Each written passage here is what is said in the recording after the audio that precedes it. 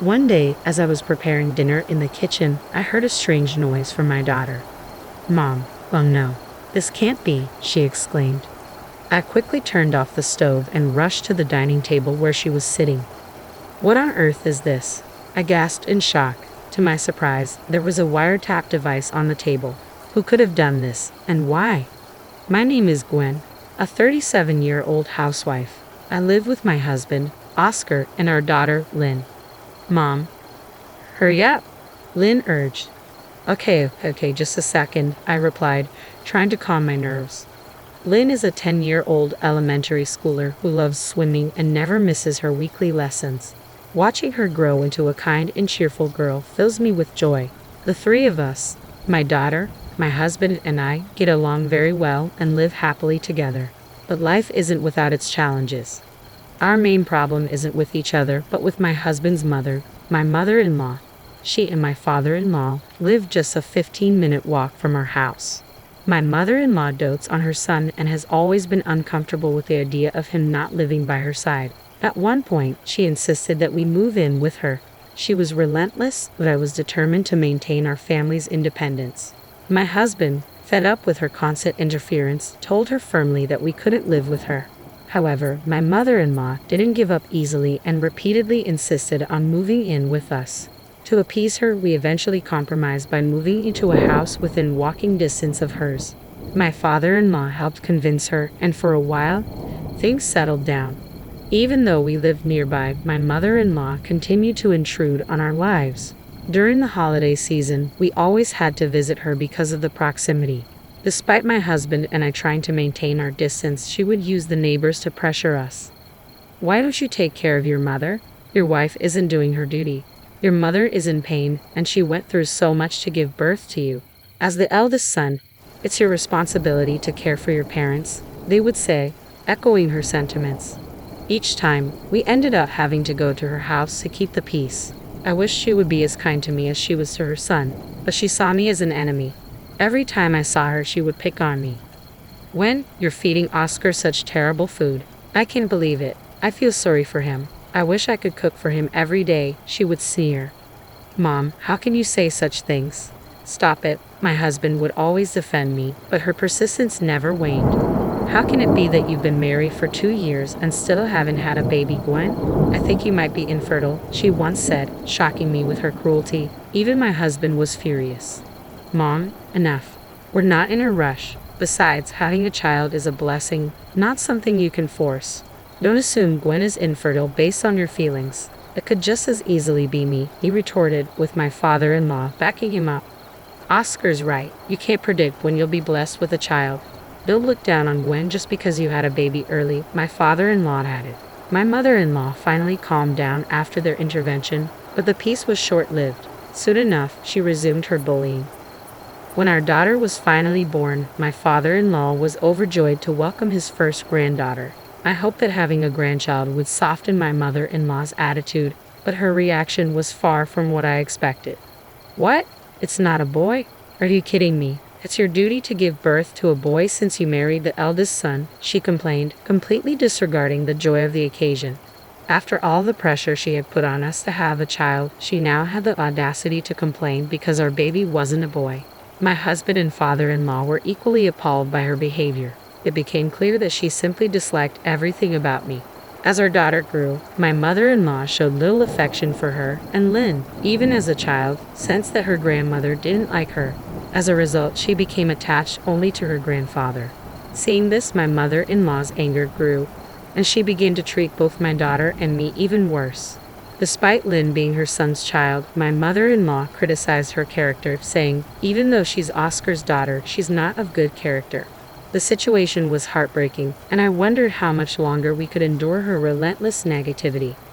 I wondered if she was insinuating that Lynn only inherited my worst traits, or worse, that Lynn wasn't even Oscar's child. That was the final straw. "Please don't make such accusations," I snapped at my mother-in-law. "Lynn is Oscar's and mine. What kind of nerve do you have to say something like that?" "Oh, you're getting upset like that because you're hiding something, aren't you?" she sneered, as if enjoying my anger. "Stop it," I shouted. "You've gone too far. We're leaving." My father-in-law was out shopping, and Oscar was in the other room on a work call.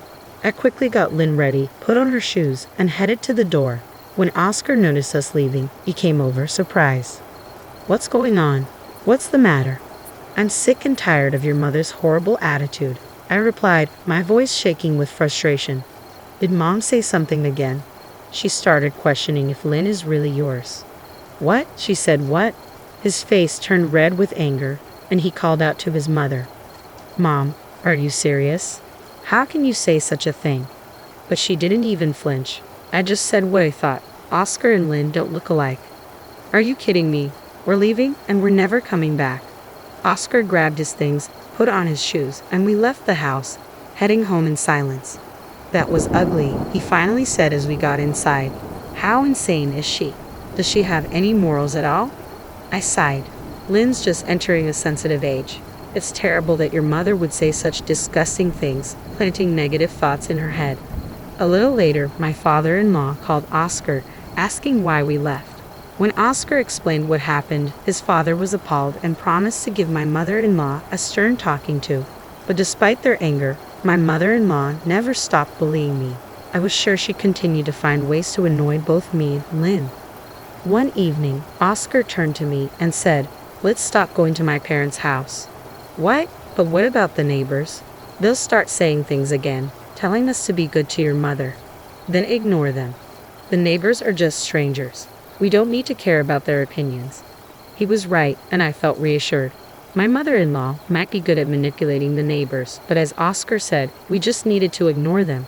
We used to feel guilty every time one of the neighbors criticized us, but now I didn't care what the outside world thought. We were united as a family, and that was all that mattered. After that, we stopped visiting my in-laws. My mother-in-law tried contacting Oscar, asking why we hadn't come over, but we stood firm. We were done letting her control our lives. I couldn't fathom how she even managed to contact him like that in the first place. Did she not realize she was the cause of all this? Or did she simply want to see her son, knowing full well she was doing the worst possible thing? Regardless, we were resolute. We would never go to my in-laws' house again, and we certainly wouldn't allow my mother-in-law to come to ours. As we started living like this, the neighbors began to meddle, offering their unsolicited opinions. But I didn't pay them any attention anymore. I would politely thank them for their concern and pretend to listen, but inside, I was completely indifferent. Thanks to this newfound distance, we were finally able to live peacefully for a while. My daughter no longer had to see her mean grandmother, and she seemed happier every day. I found myself wishing we had cut ties with my mother-in-law much sooner. By the way, my father-in-law never did anything wrong, so we still met him for dinner occasionally without my mother-in-law's knowledge. My daughter adored her grandfather and loved these dinners with him. We were enjoying our lives and spending happy days together. But then something unexpected happened. One day, as I was preparing dinner in the kitchen, I suddenly heard my daughter make a startled noise. I wondered what she was up to, but I was in the middle of cooking and couldn't step away. I decided I'd ask her about it later. "Mom, I can't get it off," she called out, sounding surprised. "What's going on, honey? Come see this. Hurry. I'm putting the pot on the stove. Just give me a moment." "Please, just come," she insisted. Sensing her urgency, I turned off the stove and hurried over to the dining table. What? What is this?" To my shock, there was a wiretap sitting right there. "Who did this? And why?" I whispered. "Mom, this can't be happening." My daughter was starting to panic. Quickly, I covered her mouth and typed a message on my phone. "Don't say anything. We don't know who might be listening." She nodded silently, understating the gravity of the situation. There might be other wiretaps in the house, and we had to be careful. I stepped outside and called the police. When they arrived and conducted a thorough search of the house, I learned something truly shocking. They found one wiretap under the dining room table, another in our bedroom, and yet another in my daughter's room. We were horrified. We had no idea how long this had been going on, but someone had been eavesdropping on our private conversations at home. The police explained that the placement of the devices suggested it wasn't the work of an amateur. They warned us that now that the bugs had been discovered and removed, the person responsible might come back to check on them. The police advised us to be very careful and assured us they would increase patrols in the neighborhood. My husband had just left on a business trip that day and wouldn't be back for a while. Given the circumstances, it wasn't safe for my daughter and me to stay in the house alone. We decided to stay at my parents' house until my husband returned. I didn't want to alarm my husband while he was on his business trip, as it might distract him and cause unnecessary worry.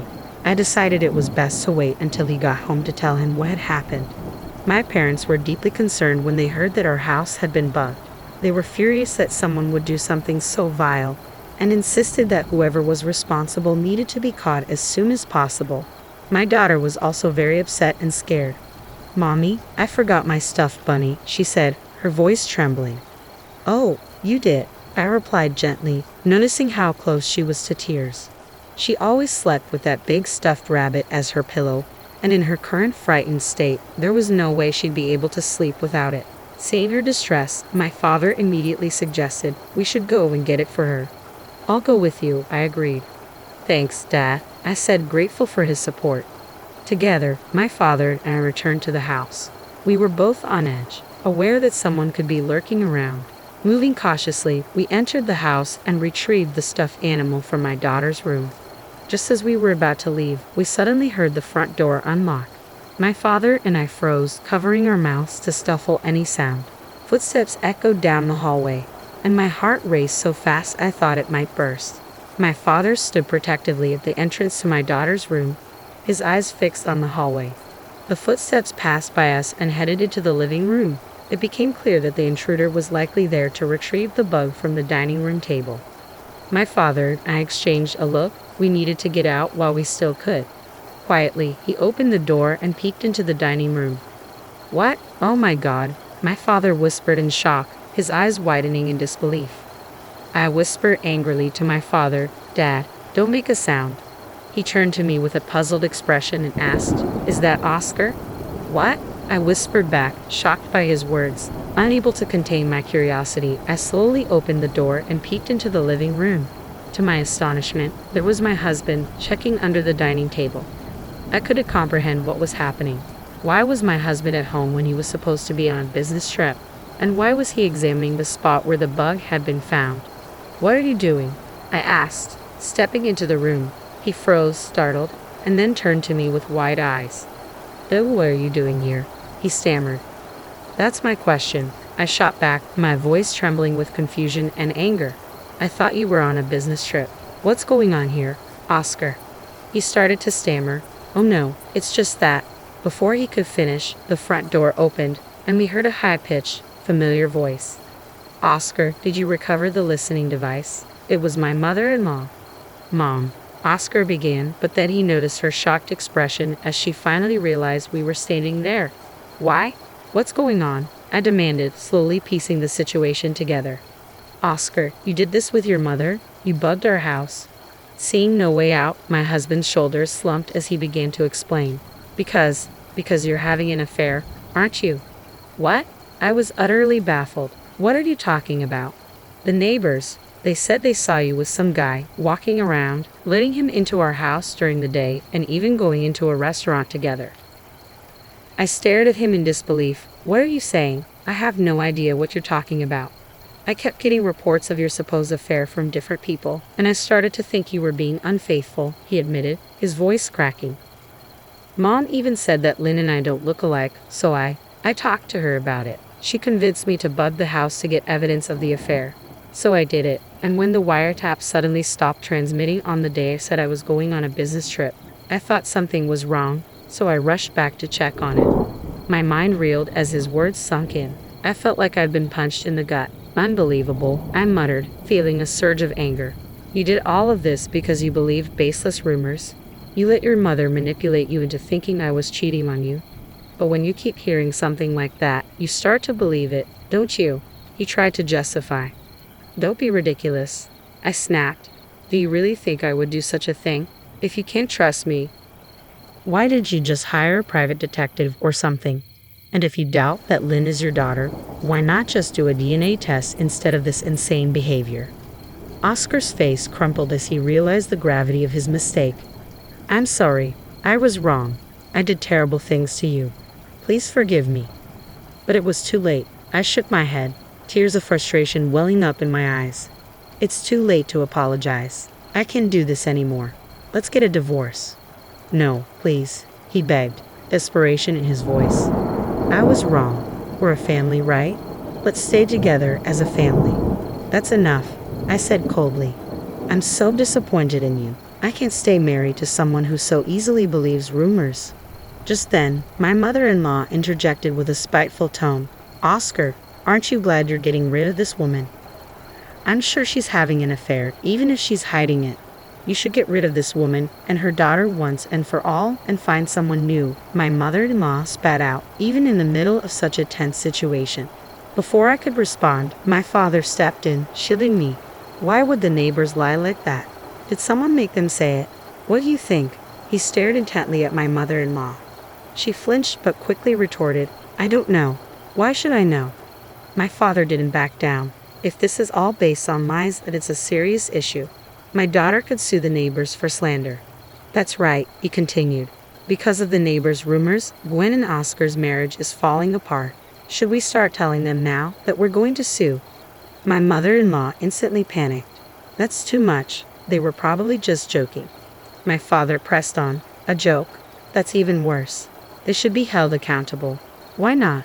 "You can't do that," she protested, her voice shaky. "Why not?" "My daughter is being falsely accused of infidelity. People who spread lies like that should be punished," my father declared. He then turned to me. "Gwen, let's go." I nodded, slipping on my shoes and heading for the door. But just as we were about to leave, my mother-in-law broke down, tears streaming down her face. "It's me. I told her neighbors to give Oscar false information." I stopped in my tracks, shocked. I took off my shoes and turned back to face her. "Is that true?" She nodded, still on her knees. "Yes. I thought that if Oscar divorced you for having an affair, he'd come back to live with me." Oscar's eyes widened in disbelief, and then his face twisted in anger. "Mom, you've got to be kidding me. What were you thinking? Don't you feel ashamed?" He turned to me. "Gwen, I had nothing to do with this. It's all her." But I met his gaze coldly. "No, Oscar, you're the one who bugged our house. I don't trust you anymore.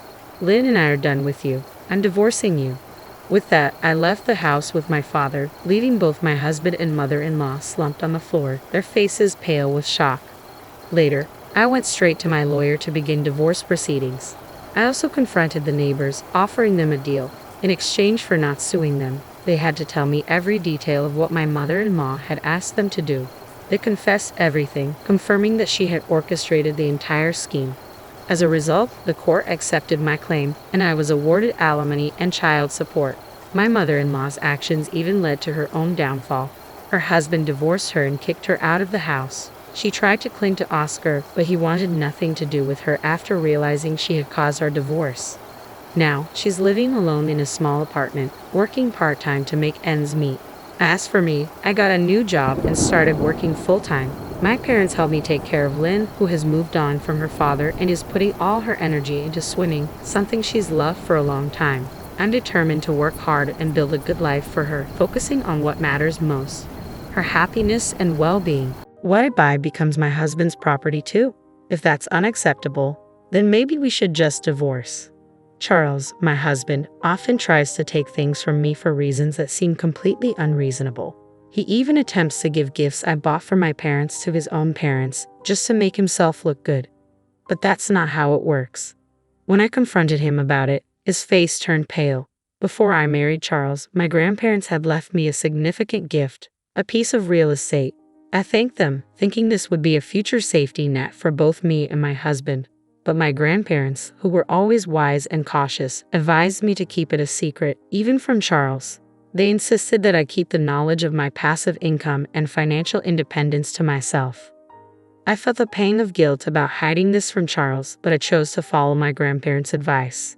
After my grandfather, who cared deeply for me, passed away, I continued my life with Charles. That's when the incident occurred. One day, while checking the account where I managed our living expenses, I noticed that $10,000 had been withdrawn. This account, which I primarily managed, was meant to cover our household costs, using the money Charles contributed. It was a huge sum, and I had no memory of withdrawing it, which meant it had to be Charles. When he came home that evening, I confronted him.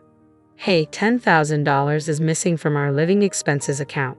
Do you know anything about that?" "Yeah, I lent it to my mom. She was in some kind of trouble, he replied casually, confirming that he had indeed given the money to his mother, Lisa. And you didn't think to tell me? I asked, astonished. It's fine. Besides, it's my money that I earned. We have some savings, so it's not a big deal. That amount won't hurt us, he said, brushing it off. If Lisa was in trouble, what could I do? I had to help. But yeah, I probably should have said something. The account was for both of us, and if he had taken the money from a separate account he had before we got married, it would have been fine. But taking such a large sum from our shared account without a word, that was too much. When I cited his selfishness, Charles frowned, clearly irritated.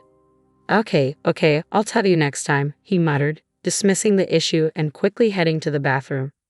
I felt a knot in my stomach. He hadn't always been this way. When we first got married, he was attentive and always listened to me.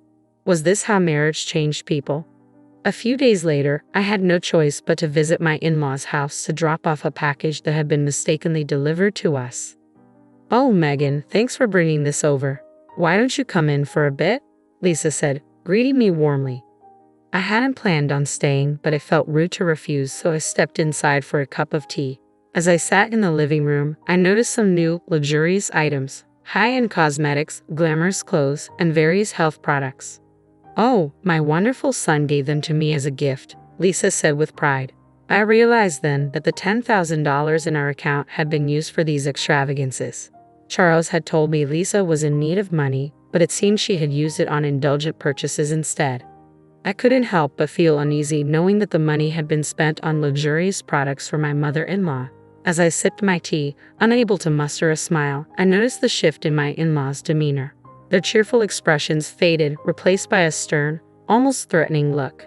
My son is such a wonderful boy, always thinking of me and getting me these lovely gifts. But what about you? My mother-in-law asked pointedly. Yes, as his wife, are you treating my son the way he deserves? My father-in-law added, his tone laced with suspicion. There was something unsettling in their voices. We heard that you give him a hard time about the money he spends on me, my mother-in-law continued. That doesn't seem right, does it? It became clear to me then. Charles had painted himself as the victim to his parents, making it seem like I was the unreasonable one for questioning his decision. Their fearful, accusing gazes now made perfect sense. I felt a deep weariness settle over me. I had never imagined being treated so poorly by both my husband and his parents. The constant neglect and lack of respect were taking their toll, and for the first time, I began to seriously consider divorce.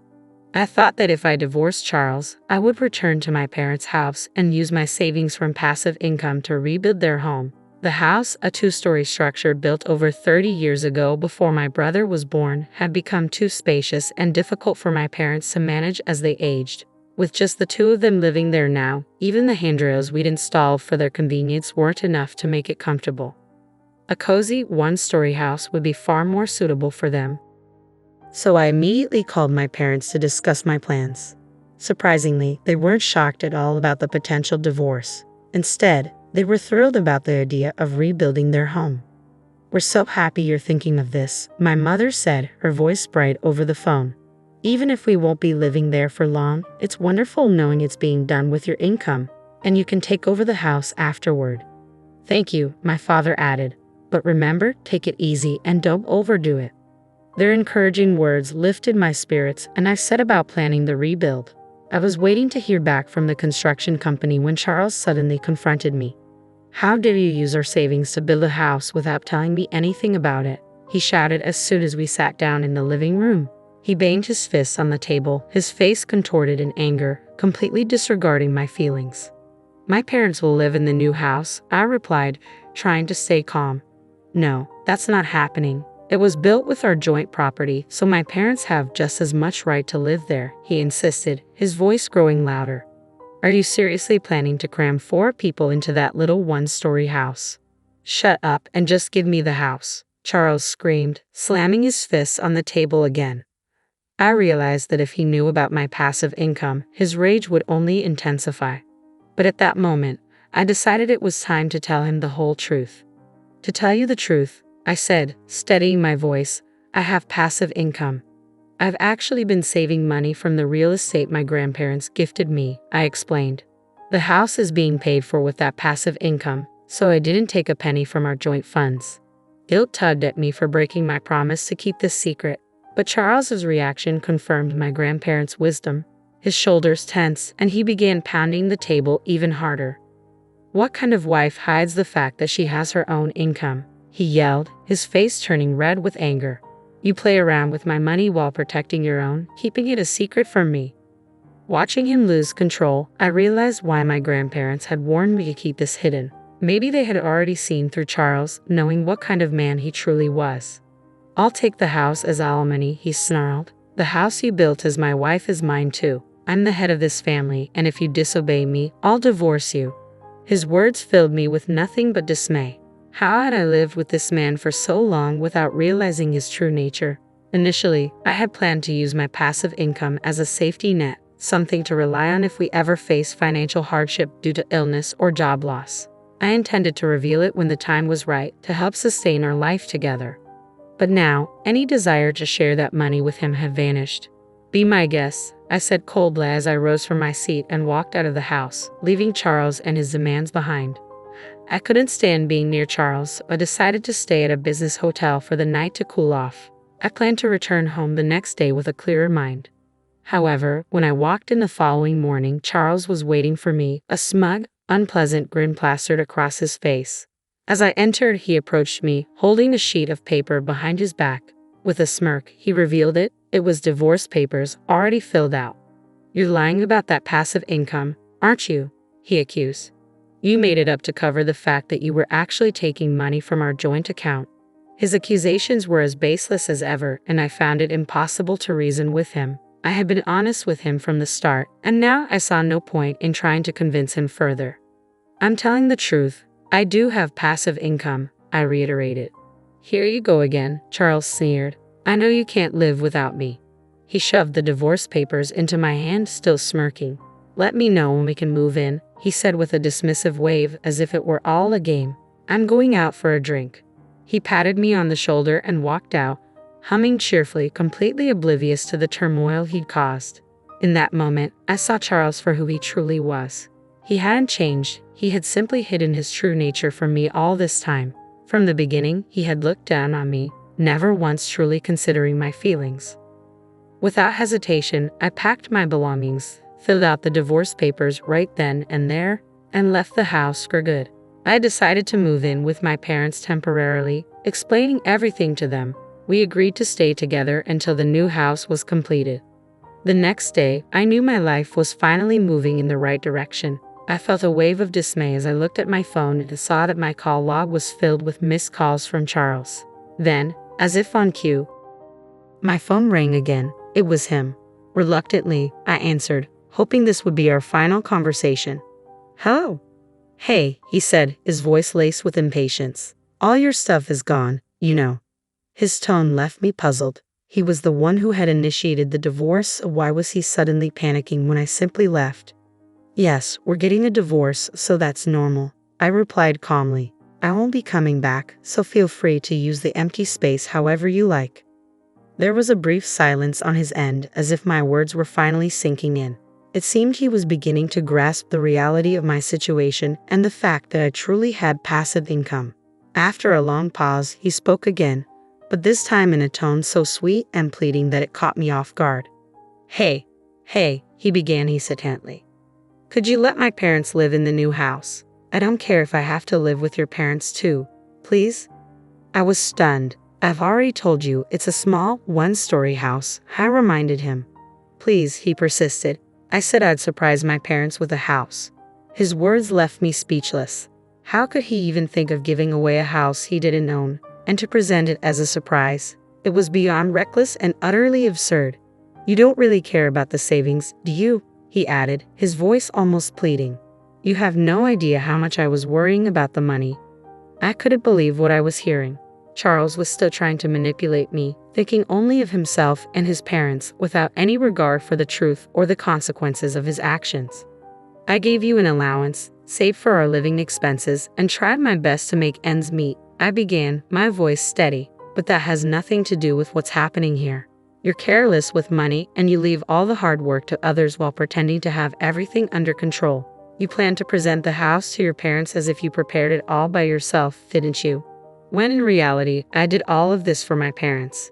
Charles suddenly fell silent, and my frustration only deepened. It was infuriating how he tried to take credit for something he had no part in, using my hard work and intentions to impress his own parents. He was trying to take advantage of my genuine feelings and seize what wasn't his. "I won't give you the house I built with all my heart and soul for my parents just so you can show off to yours," I declared, rejecting his plan once and for all. He began to rant even louder. "But husbands and wives are supposed to help each other," he protested. "I'll tell them you built it, please. We're not a married couple anymore, are we?" I replied firmly. "We're strangers now. I already filed for divorce." The shock in his voice was evident. "You? Already filed it? Why are you so surprised? You're the one who asked for the divorce." "I didn't think you would actually leave me," he stammered. "Hey, let's start over. Let's talk it out and try to be a good couple this time." I couldn't believe what I was hearing. This was the man who had spent our savings on his own mother, threatened me with divorce, and belittled me until the very end. There was no way I would ever consider getting back together with someone like him. "No, thank you," I said, my decision unwavering. "Please give my regards to your parents." And with that, I hung up the phone, feeling a sense of finality and relief. I ended the call with a bright, resolute click. The following day, my phone was flooded with voicemails and messages from Charles, pleading for reconciliation. He claimed we could still start over, that he loved me, but I was certain his true motive was to access my property and fortune. To sever all ties, I promptly blocked all his contact information, including that of his parents. In the meantime, the house was completed, and my parents and I settled into our new, comfortable home. Life felt rejuvenated. Later, I ran into a mutual friend who knew Charles and shared the news of our divorce. She offered her sympathy and filled me in on recent developments concerning my ex. Charles had abruptly resigned from his job, claiming he no longer needed to work hard because he had acquired real estate. The company was unable to reach him, but he attempted to retract his resignation the next day. His bosses were furious, lecturing him about the trouble his sudden disappearance and incomplete notice had caused. They were particularly incensed that he hadn't considered the impact on his colleagues. Charles tried to fabricate an explanation for his actions, but it quickly became apparent that his divorce and reliance on my income were the real reasons behind his behavior. His lies unraveled, and the company refused to rehire him. It was ironic that Charles, who had once dismissed my passive income as a lie, was now trying to exploit it while parading his ill-gotten gifts to his parents. He never thought about me or our future. Reflecting on this, I felt nothing but relief. I heard that Charles had moved back in with his parents, but they were reportedly harsh with him. He struggled to find a new job due to the circumstances of his departure from his last one. It seemed he was finally facing the consequences of his actions. As for me, I'm thriving. Living in the house I built for my parents, pursuing the job I've always wanted, and enjoying life. My passive income now supports those who genuinely care for me. I feel at peace and content with how things have turned out. In an era long past, there existed a rigid belief that a woman's worth hinged solely on her ability to bear children within the initial years of marriage. This archaic notion, however, stands in stark contrast to the progressive values of modern society. Regrettably, remnants of this outdated mindset still linger, perpetuating the harmful stereotype that a woman's purpose rests solely in her ability to conceive and give birth. Allow me to introduce myself. I am Ashley, a 25-year-old homemaker. Despite my tender age, I find myself unable to conceive. My journey has been marred by physical frailty since childhood, rendering me frequently absent from school due to illness. The consequence of my fragile constitution left me withdrawn, with pallid skin and a slight frame, a stark contrast to the vibrant health of my elder sister, Emily, who garnered all the affection and attention from our parents. Emily, a year my senior, embodied the epitome of vitality with her cherubic cheeks and enchanting gaze. Meanwhile, I languished in the shadow of my siblings' robustness, deemed by my parents as a defective entity, a burden they wished would soon be lifted. Their affections lavished solely upon Emily, I was relegated to the sidelines, a mere afterthought in their eyes. In times past, there persisted a belief: a woman who couldn't conceive after 3 years of marriage was deemed worthless. Such notions now appear woefully outdated in the context of modern society. It's a regressive mindset, one that sadly endures, where some still harbor the assumption that all women should and will bear children, stigmatizing those unable to do so as worthless. My name is Ashley. I'm a 25-year-old housewife, incapable of conceiving. My journey has been fraught with frailty since childhood, rendering me frequently sickly and weak. With little physical vigor, school often eluded me, leaving me isolated and shy with pallid skin and a slender frame. My parents regarded me as defective and despised my existence, showering affection solely upon my older sister Emily, who, unlike me, enjoyed robust health with rosy cheeks and luminous eyes. I too possessed large eyes, though my frailty cast them in a sickly light. Amidst our affluent upbringing, my parents doted solely on Emily, indulging her every whim while I languished in neglect. Left behind on family excursions due to my frail health, I remained an outsider, deprived of familial mementos. It was a torment, being deemed defective by those who should have offered solace. With no friends to confide in, loneliness became my constant companion. Upon reaching adulthood, my parents swiftly arranged my marriage to Kevin, who received a sizable sum in exchange for caring for a weak, infertile spouse like me. Kevin, ensnared in financial woes, wed me for financial gain. As a full-time housewife, I'd often pondered his true intentions, for he returned home late and inebriated, showing no semblance of affection. You should count yourself fortunate, they'd remind me, echoing my parents' sentiments of worthlessness due to infertility. Yet, despite years of marriage, the prospect of pregnancy remained elusive, a poignant reminder of my perceived inadequacy. Despite the cold treatment from my husband Kevin, there was a beacon of warmth in my married life. It came in the form of my father-in-law, brother-in-law, and his wife, who showed me kindness. My father-in-law, having known me since my marriage at the tender age of 20, embraced me as his own daughter. Meanwhile, my brother-in-law Mike and his wife Maria extended genuine concern towards me, with Maria's care shining particularly bright. Ashley, you need not conform to others' expectations like a lifeless doll, Mike, employed in a reputable firm, would often remind me. Maria, juggling her own career and managing her interior design office, exuded boundless warmth and cheer. Her caring nature prompted her frequent visits to check up on me, recognizing my solitude and loneliness. What began as simple tea sessions and chats evolved into meaningful lessons and guidance. Consider pursuing the qualification, even if it's a hobby, Maria encouraged me. Initially disheartened by my lack of formal education, I expressed my doubts. Sensing my despondency, Maria offered sage advice. Mastering basic household tasks is a foundation for tackling anything. Learning breeds confidence. Inspired by Maria's words, I embarked on studying for a color certification, a step towards newfound skills and self-assurance. Little did I know, my father-in-law had sought counsel from Mike and Maria regarding my well-being, a testament to their unwavering support. Ashley has a tendency to underestimate herself. It's crucial to find a way to boost her confidence, remarked my father-in-law thoughtfully. Introducing her to new areas of study could be a catalyst, Maria chimed in, her voice brimming with optimism. Mike and my father-in-law readily embraced her suggestion. Though my parents had often deemed me weak and slow-witted, I discovered a newfound joy in learning. With each certification exam I conquered during my spare moments, a glimmer of confidence illuminated my spirit. Passing those tests brought me immense joy, shattering the belief that I was incapable of achieving anything. Eager to delve deeper into my studies and reach greater heights, I shared my aspirations with Kevin, only to be met with derision. Must be nice to indulge in useless studying. Kevin's dismissive words no longer pierced me with their usual sting. Instead, they ignited a flame of anger within me, unleashing years of suppressed emotions. Is that the sentiment one expresses when living off his wife's family's wealth? I retorted, a departure from my usual submissive demeanor. Caught off guard by my uncharacteristic sarcasm, Kevin recoiled, his facade of dominance crumbling in the face of truth.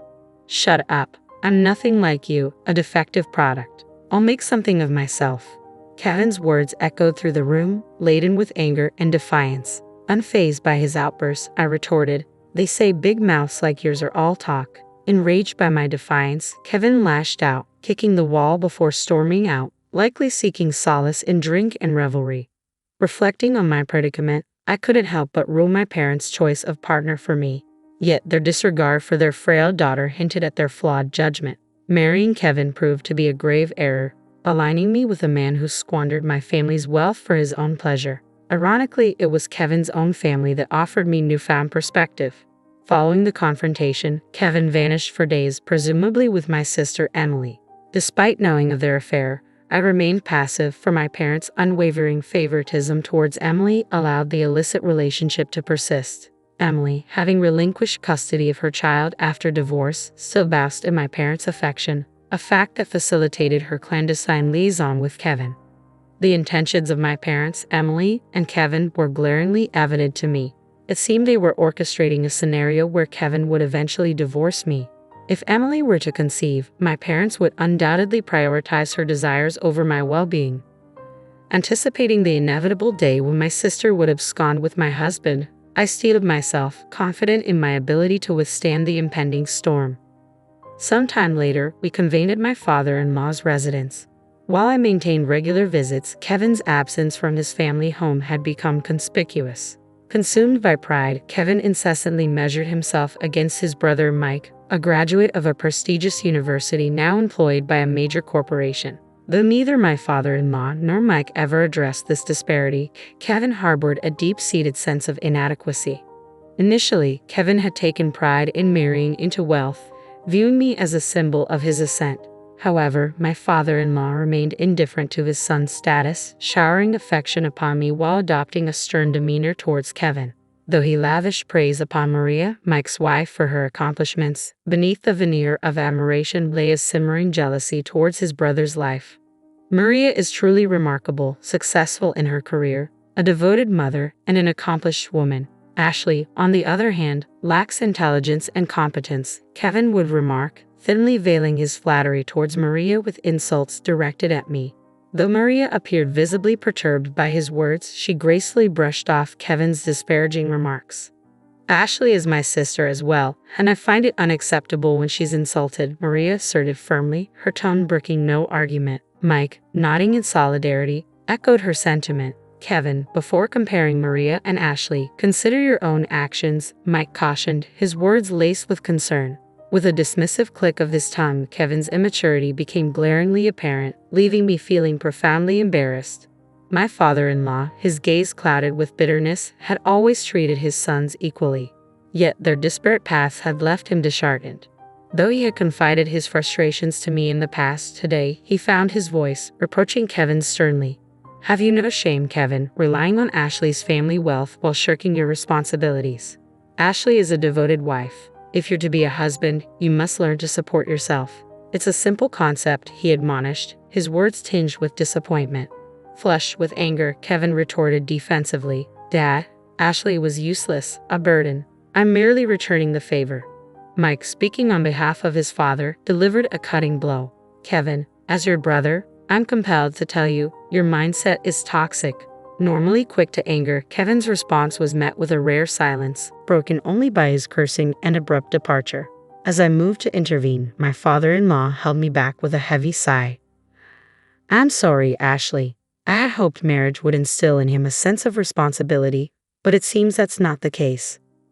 With weary shoulders, Mike and Maria slumped beside my father-in-law, mirroring his heavy sigh. Quietly, I lowered my head, preparing to depart. But Maria intercepted me with a reassuring touch. Don't worry, Ashley. Everything is arranged, she assured me with a gentle smile. Nodding in gratitude, I left my father-in-law's abode, returning to the tumultuous atmosphere of my home, where Kevin's rage had left a trail of destruction.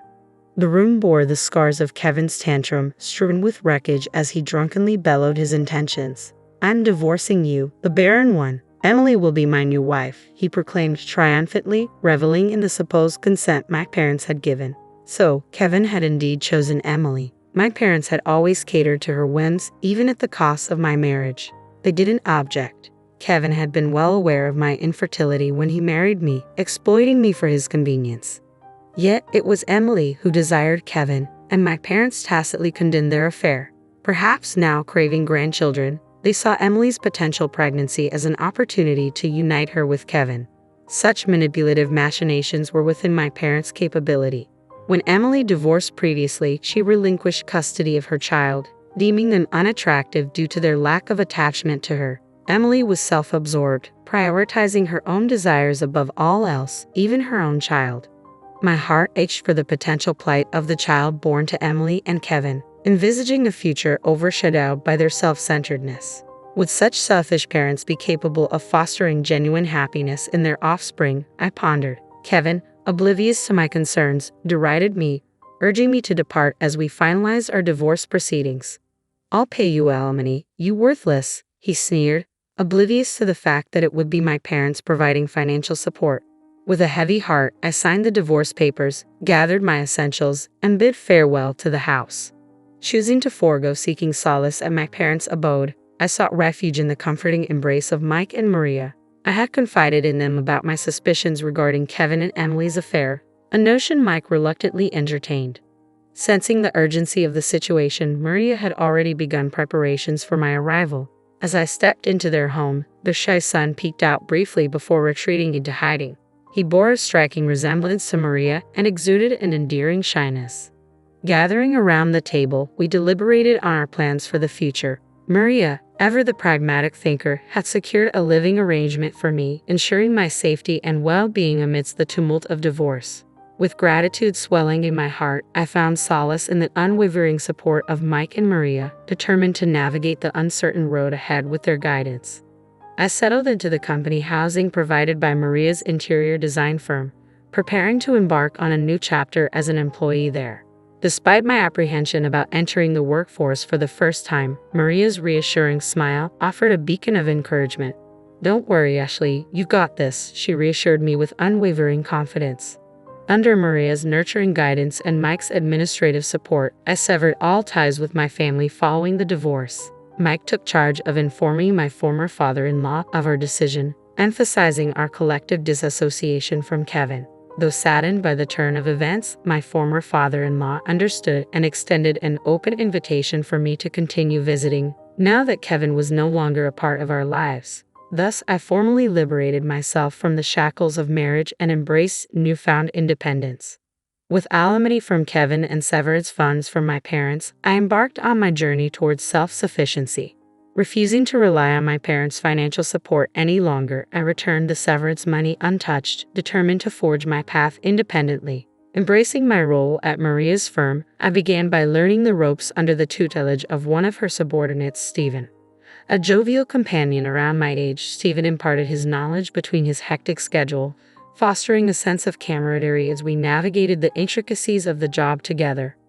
One morning, I arrived at the office early and took the initiative to tidy up, much to Stephen's surprise. "Wow, the office looks immaculate," he exclaimed, pitching in to assist with the cleaning. When I offered an apologetic explanation, he tilted his head in confusion. "Why apologize when you've done nothing wrong? We're equals here. We work together," he remarked, his words a revelation. It was the first time someone had acknowledged me as an equal. With my history of feeling inferior due to my frailty and inability to conceive, I had always carried a sense of burden. Yet Stephen, with his competence, should have held a higher position, yet he dismissed my concerns with a laugh, emphasizing our equality through collaboration. It was a humbling realization, encountering such kindness and generosity. As we conversed, Maria arrived a bit earlier than usual, casting an observant eye over Stephen and me with a knowing smile. "Ah, Stephen, have you finally gotten to know Ashley better?" she teased, causing Stephen to blush furiously. Perplexed by Maria's comment, I remained clueless until she leaned in to whisper, "Stephen has been wanting to speak with you alone. He's been waiting for the opportunity." Stephen, flustered by Maria's revelation, muttered, "Director, we agreed you wouldn't mention that," before hastily excusing himself to the break room. With a playful slap on my shoulder, Maria left me standing there, utterly bewildered. It wasn't until the realization dawned upon me, coloring my cheeks with embarrassment, that Maria quipped, "Stephen is quite the gentleman. It seems he's taken a liking to you since the day you stepped into the office." "I may be divorced, and I certainly have my flaws," Maria admitted, casting a meaningful glance at Stephen, who stood beside her, presenting her with a freshly brewed cafe latte. She then tenderly patted my bowed head before disclosing a surprising revelation. "You see, the son Maria and Mike have been raising isn't actually their biological child," she confessed, her words carrying a weight of sincerity. "He's a relative's child, taken in after his parents tragically perished in an accident. Essentially, he's been adopted into our family. Maria and Mike had made the conscious decision to prioritize raising a child who had lost everything. As Maria spoke, her gaze shifting between Stephen and me, her voice resonated with warmth and compassion. When our son first called us Dad and Mom, I couldn't help but shed tears, she revealed, her emotions palpable. Parenting isn't solely defined by biological ties. Even with blood relations, there are instances where parents and children remain distant. But our son chose us as his parents, not by obligation but by genuine affection. To me, that's far more precious than any bond forged solely through blood. With a gentle sip of the cafe latte prepared by Stephen, I found solace in its warm and soothing aroma, the tension in my heart easing with each comforting sip. Fast forward about 3 years from that moment, and my life had taken a significant turn. I found love again and tied the knot with Stephen just a year after we embarked on our journey together. Yet, when I once again found myself apologizing for my inability to conceive, Stephen's reaction caught me off guard. "Ashley, there's no need for apologies," he chided gently, his tone laced with warmth. "Would you expect me to kneel down and apologize for not being able to have children?" His words resonated deeply within me, dispelling the weight of guilt that I had carried for so long. With a shake of my head, I found solace in his laughter, his cheerful demeanor a balm to my soul. His simple reassurance became a beacon of hope, illuminating the path forward that I had never dared to imagine. Despite remarrying, I remained connected with Maria, Mike, and my former father-in-law. Their unwavering support and genuine happiness for my newfound happiness warmed my heart. Today, we found ourselves on a short trip, exploring a tourist spot that Maria had once described as delightful during her own family visits. As I sat in a chair, patiently awaiting Stephen's return from the restroom, I savored a moment of tranquility at a nearby tea shop, grateful for the love and companionship that now graced my life. Suddenly, a familiar voice pierced through the tranquil ambience. "Ashley," it called out, shattering the peaceful moment. Turning around, I found myself face to face with Kevin, my ex-husband, accompanied by my sister Emily. Emily, adorned in heavy makeup, still possessed her trademark beauty, though it seemed somewhat exaggerated. "You're still moping around, traveling alone after the divorce," she remarked, unaware of my recent remarriage. Ignoring their presence, I eagerly awaited my husband's return from the restroom. Upon his arrival, my husband, perplexed by the unexpected company, apologized for the crowded restroom. His puzzled expression spoke volumes, silently questioning the identity of our uninvited guests. Desperate to depart from the uncomfortable encounter, I urged my husband to leave, hoping to avoid further confrontation. Yet Emily's derisive tone cut through the air as she mocked me for finding another partner despite my perceived shortcomings. Attempting to maintain composure, my husband intervened, asserting his role as my spouse. "I am Ashley's husband," he declared firmly, his gaze unwavering. "And her name is now Ashley Stevens. Furthermore, we are expecting a child." With a gentle pat on my belly, he unveiled our joyous news, leaving Kevin visibly pale. Emily, however, responded with a sneer, casting doubt on the well-being of our unborn child. In a steely tone, my husband responded, "Ashley is currently expecting her second child. Our eldest daughter is a healthy 2-year-old currently in the care of my parents." Kevin's complexion drained at the revelation, mirroring my own astonishment. The news of my second pregnancy had initially caught me off guard. I vividly recall my disbelief when the doctor at the maternity clinic confirmed my ability to conceive, contrary to the beliefs instilled in me by my parents. My parents had always led me to believe that I was unable to bear children, a notion I had unquestioningly accepted. Yet it turned out that my body was perfectly capable of conception. When I shared the news with my husband, he was elated. However, it left me wondering why I had never conceived during my marriage to Kevin. Seeking answers, I confided in Maria, who, after a moment of contemplation, voiced a troubling hypothesis. According to Maria, there was a possibility that my parents had deceived me all along. It was likely that they had discouraged me from having children, fearing the potential complications that could arise from my fragile health. In fact, they might have gone as far as instructing Kevin to use contraception to prevent pregnancy. It was a shocking revelation, one that shed light on the manipulative tactics employed by my own family. Having remarried, Stephen and I welcomed a healthy baby girl into our family, followed by a son during my second pregnancy, both of whom thrived. Yet, despite the joy of motherhood, I couldn't shake off the lingering burden of guilt stemming from my parents' deceitful machinations.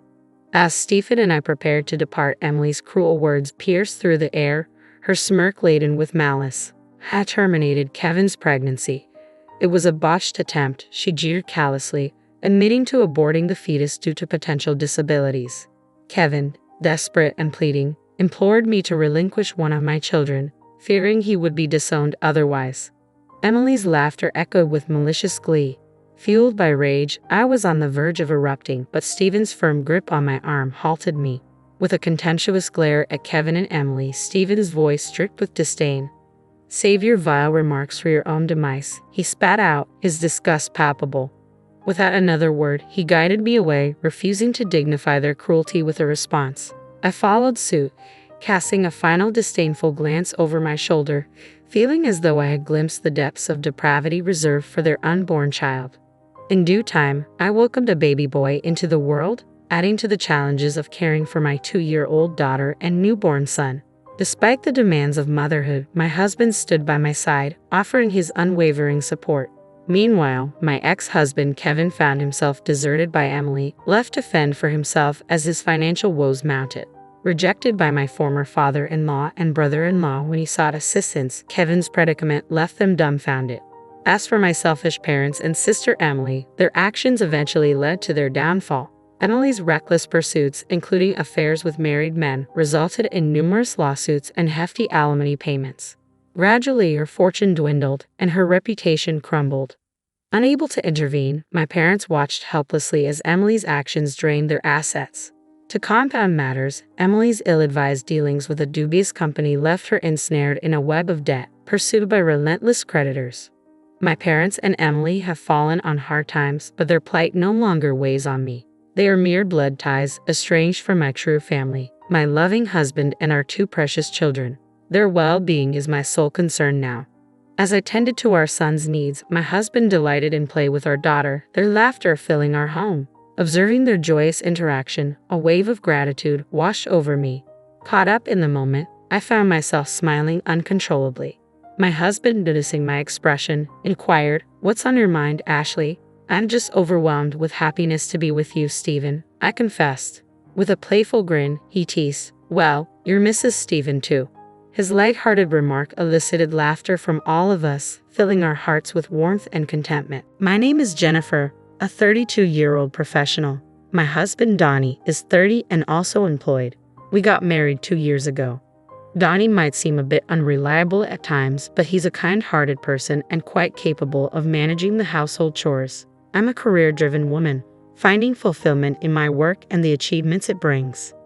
I work in the New York metropolitan area, a place where hard work is recognized and rewarded. However, the possibility of relocations looms and there is no established policy for maternity or parental leave. Many female employees tend to resign upon marriage or starting a family. Initially, I also preferred my career over domestic life and had no plans of getting married.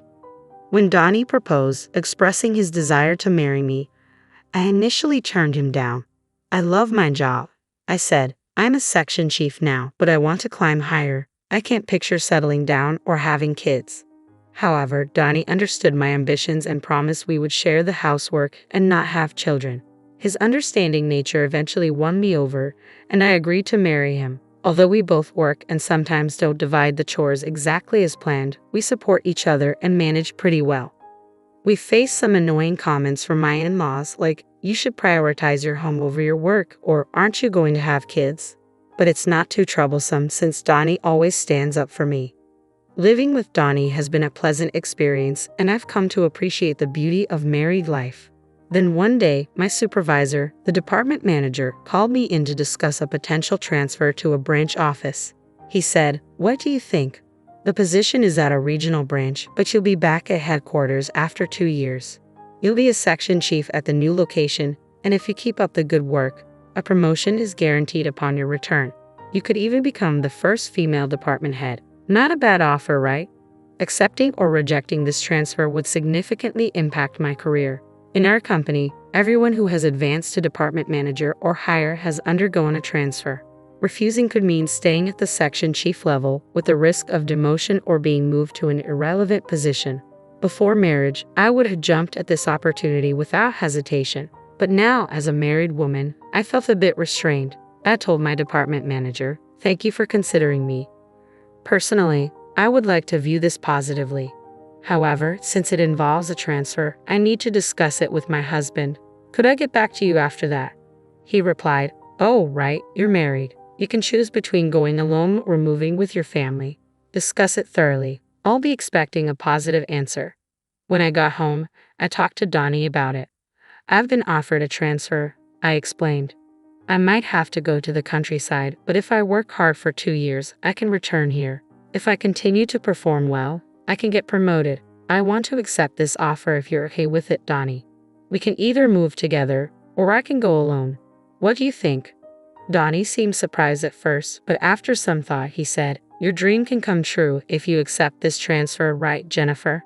I can't move with you because of my job here, but don't worry about me. Go for it."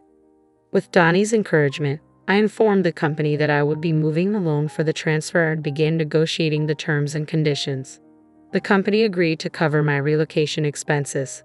Additionally, they offered to treat my commute days home from the remote location as on-duty time and provided a decent benefits package.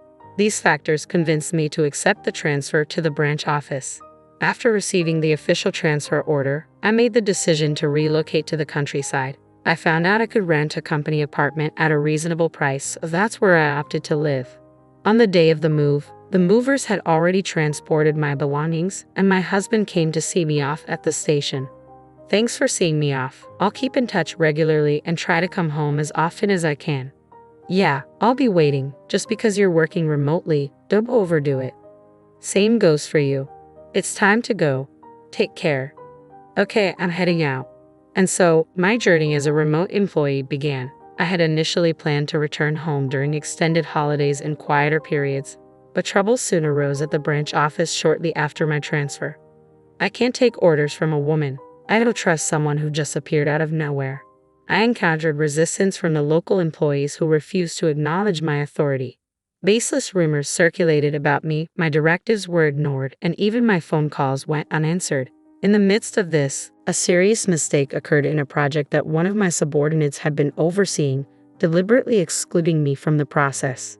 The subordinate responsible was visibly shaken. Naturally, as their supervisor, I took full responsibility. I found myself consumed with rectifying the issue, offering apologies, not only to regain lost ground, but also to mend relations with my team.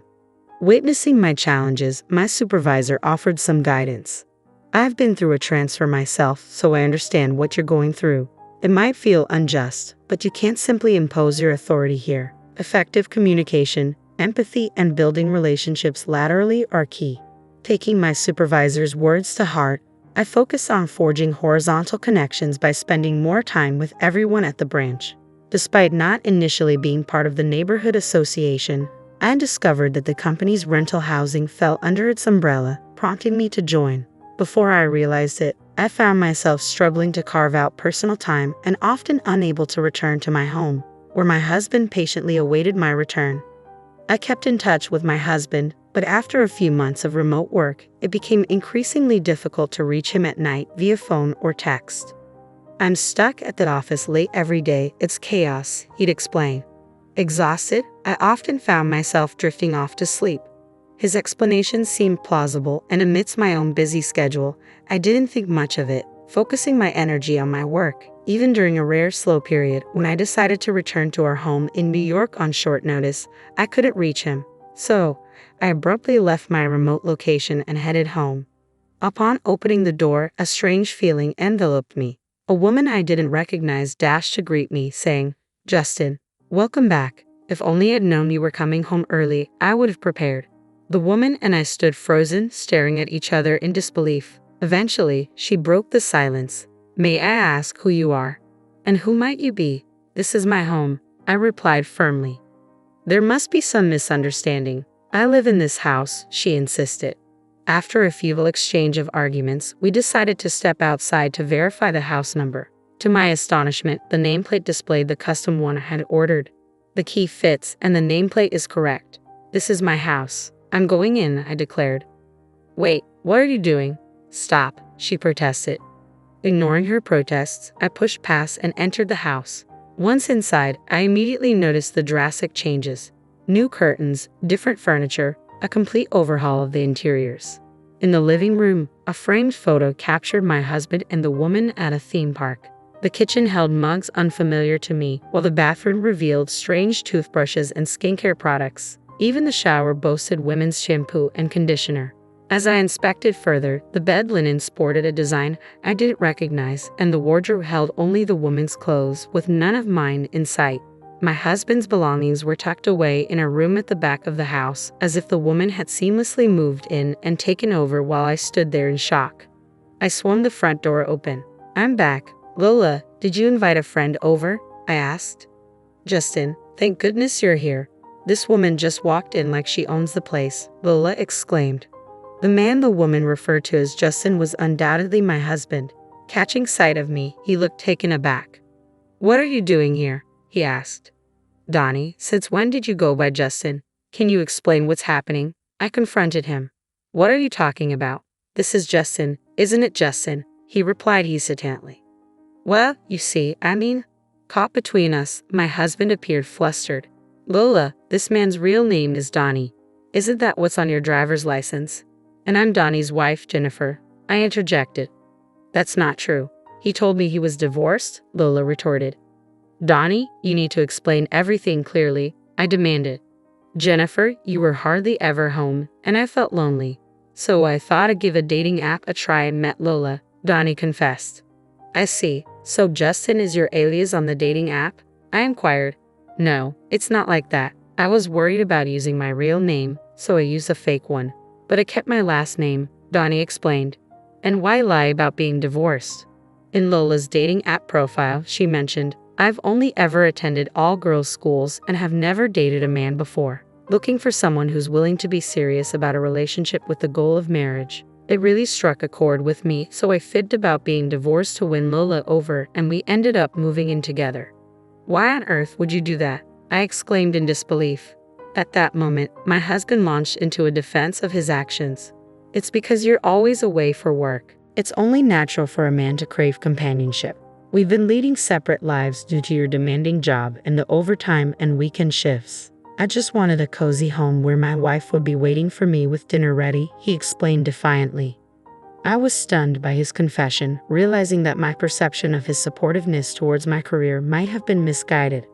But that doesn't excuse what you did.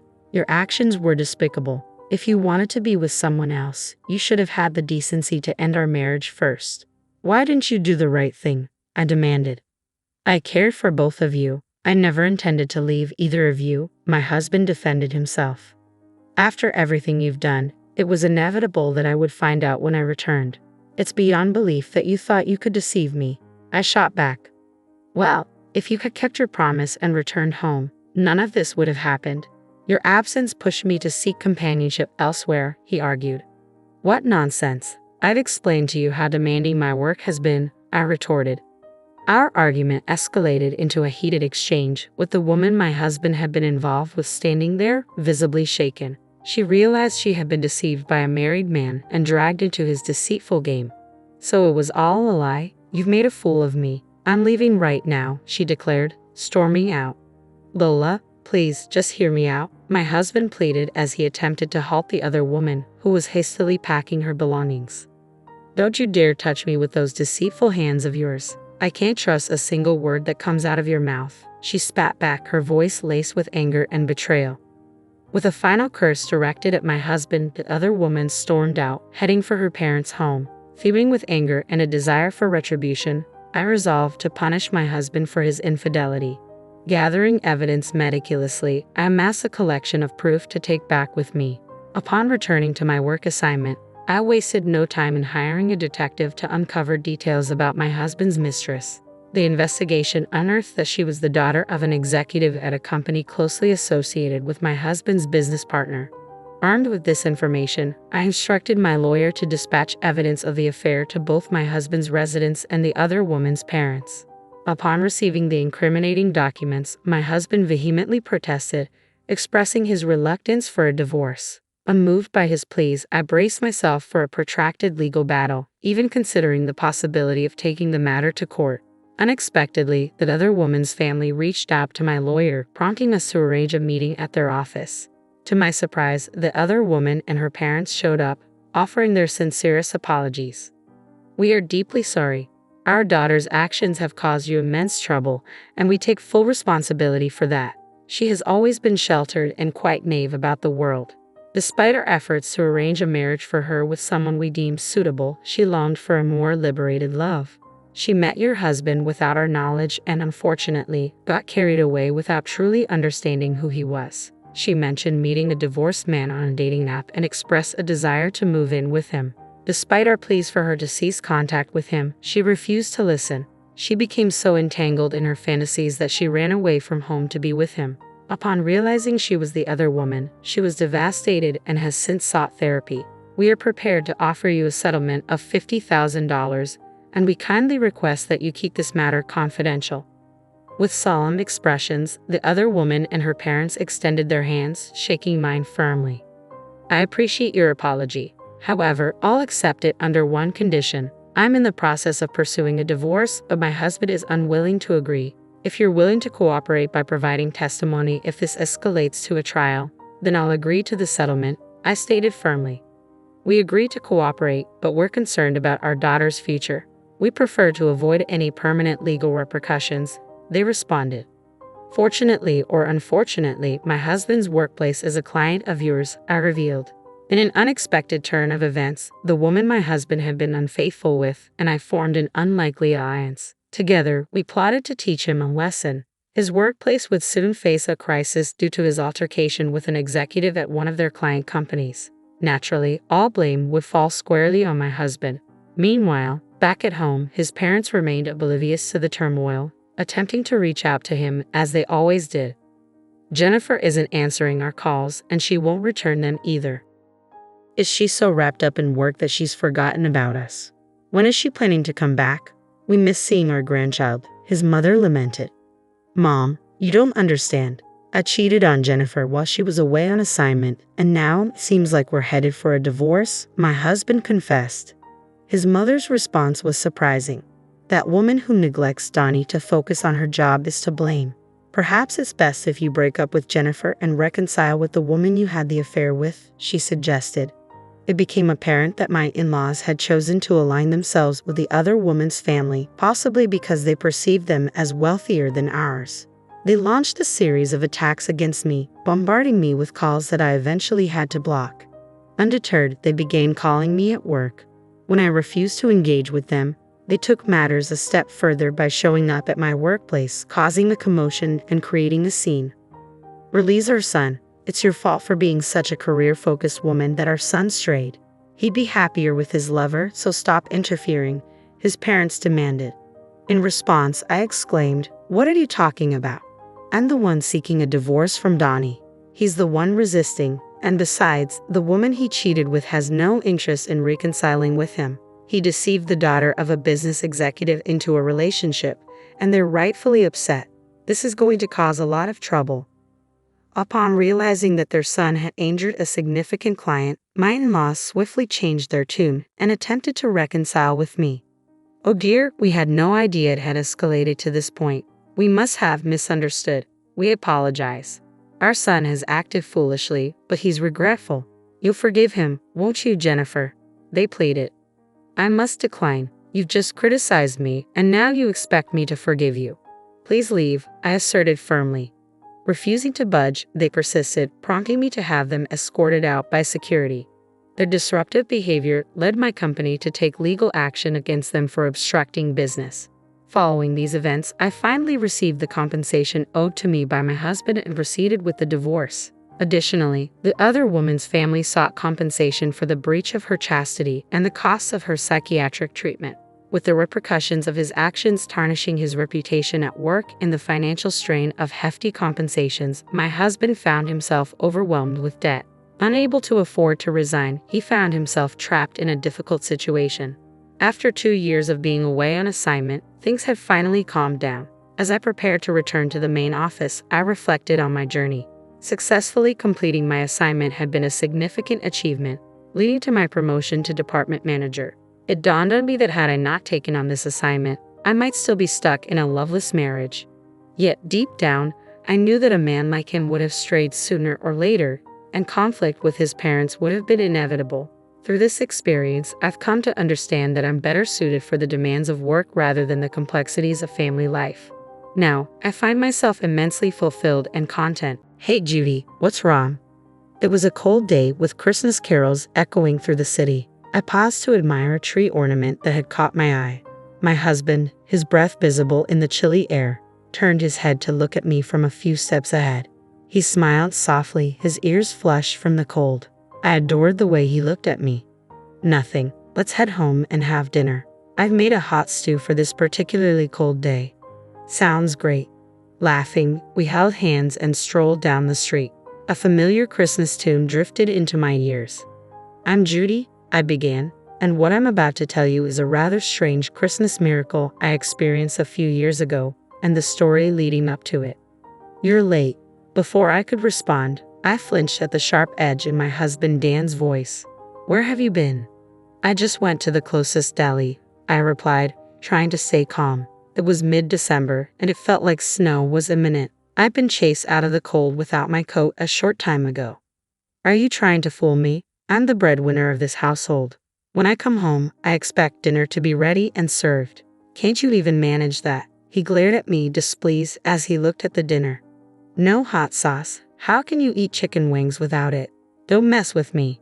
His harsh scolding made me rush out of the apartment with just my wallet and return with the hot sauce. As I gasped for breath, he grew even more irritated. Delhi, are you crazy? Isn't it cheaper to buy at a supermarket? He pointed at the hot sauce, rolling his eyes. You have no sense of budgeting. I couldn't help but retort, of course, I buy groceries at the supermarket, but it's far away. I told you earlier, it slipped my mind today. Anyway, you get upset if the food gets cold. That's why I went to the closest shop. I did forget to add it to my shopping list, but I was sure the chicken wings would taste fine even without it. I didn't understand why he was so angry. His frustration seemed unrelenting. Where's your apology? I did apologize earlier, didn't I? What's with your attitude? My retort only fueled his anger further. He continued to yell for another hour. Who wants such stale food now? In the end, he flipped the plate of chicken wings and stormed out to get dinner elsewhere. A few days later, while cleaning my parents' house, which was up for sale, I visited an old lady in the neighborhood whom I called Grandma. Listen, Grandma, I said, your prediction was off this time. I didn't predict anything, Grandma, who had cared for me since I was a child, replied with a chuckle. You're going too far. No way. Everything you predicted since I was a kid came true. If they weren't predictions, then they were prophecies, I said with a wry smile. Remember when you told me not to go to the mall? There was a lightning strike that nearly burned it down. Another time, when I planned to relax at home, you advised me to go out because it would be sunny. Reluctantly, I went out and found my house had been robbed. If I had stayed home, I would have had to confront the robber. I shivered at the memory. The robber was later caught with a knife, and the thought of what might have happened if I'd been home made me cringe.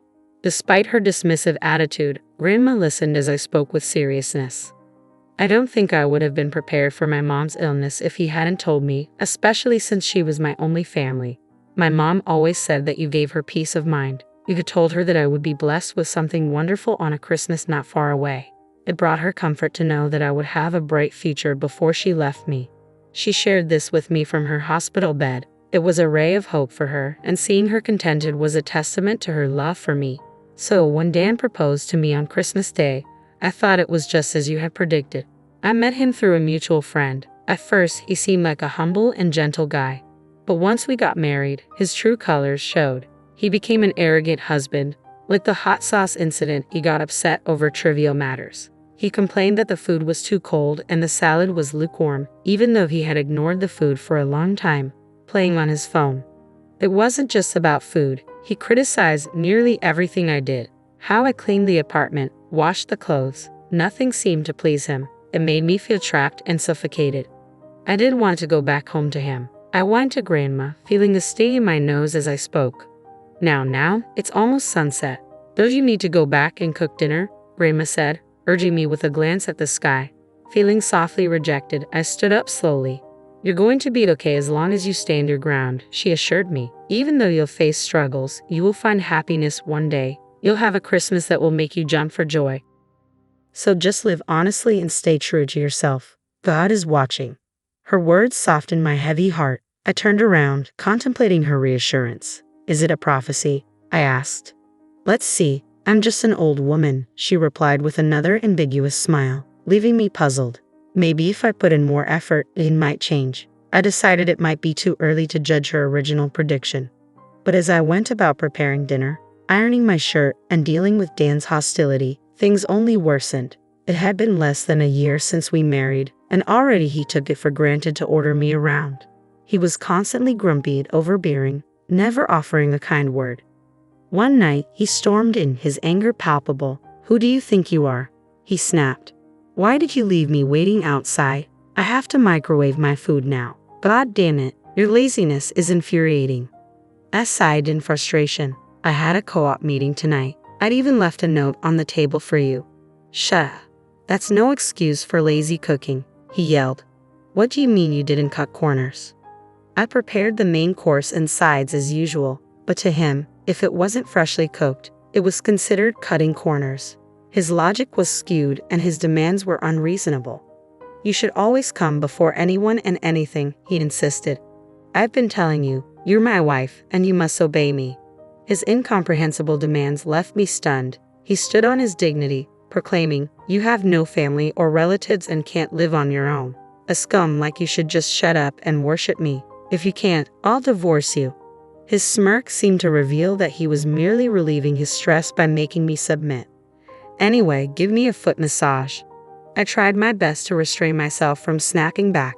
I knew that would only make him angrier. Besides, I had nowhere to go in the midst of the sleet at night. So reluctantly, I sat on the floor and began the massage.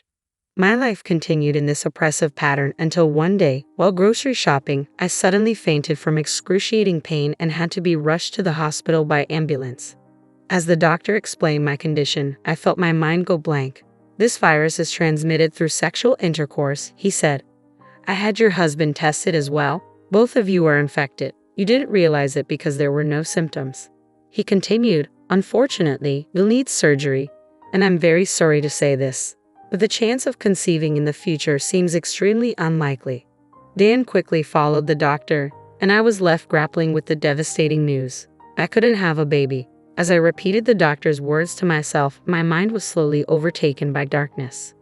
Desperate for more information, I tried to follow the doctor and Dan with my unsteady legs. "Wait, doctor, Dan," I called out, but I froze when I overheard their conversation. "So, everyone out there needs to get tested?" Dan asked. "Exactly. They must be treated all at once, otherwise, it's pointless because it keeps coming back," the doctor replied. "Would they know what the test is for?"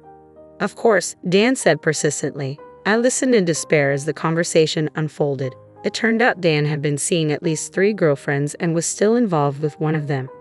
I looked at a picture of my mom in the empty room, whispering to it, "I needed help, you know. Even though he's not a good husband now, he might change once we have a baby." I held on to Grandma's words like a charm. I would struggle, but eventually I would find happiness. I clung to the hope that things would get better. I had been wrong. Dan seemed to care only about his own health. He was meticulous about his condition and visited the hospital regularly, but he showed no concern for me. Having lost my parents, I yearned deeply for a family of my own, a husband, children, and a home filled with love. Tears streamed down my face as I clutched a picture of my mom in my hands. "Mom," I sobbed, my voice breaking as I tried to stifle my cries. Suddenly, Dan burst into the room, his anger palpable. "What are you doing wasting your time? You haven't even prepared dinner," he snapped.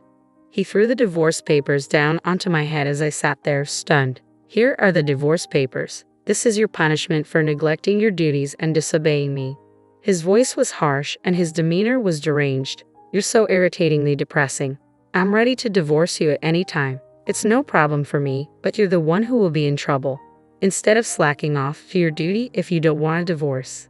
"I'm not slacking off," I protested, but he was already cutting me off. "Oh, and there's one more punishment," he said with a smirk. "I'm not giving you living expenses this month. Consider this a chance for you to reflect and change your attitude. Know your place. If you disobey me, it'll be divorce." After he finished, he left the room, looking strangely refreshed.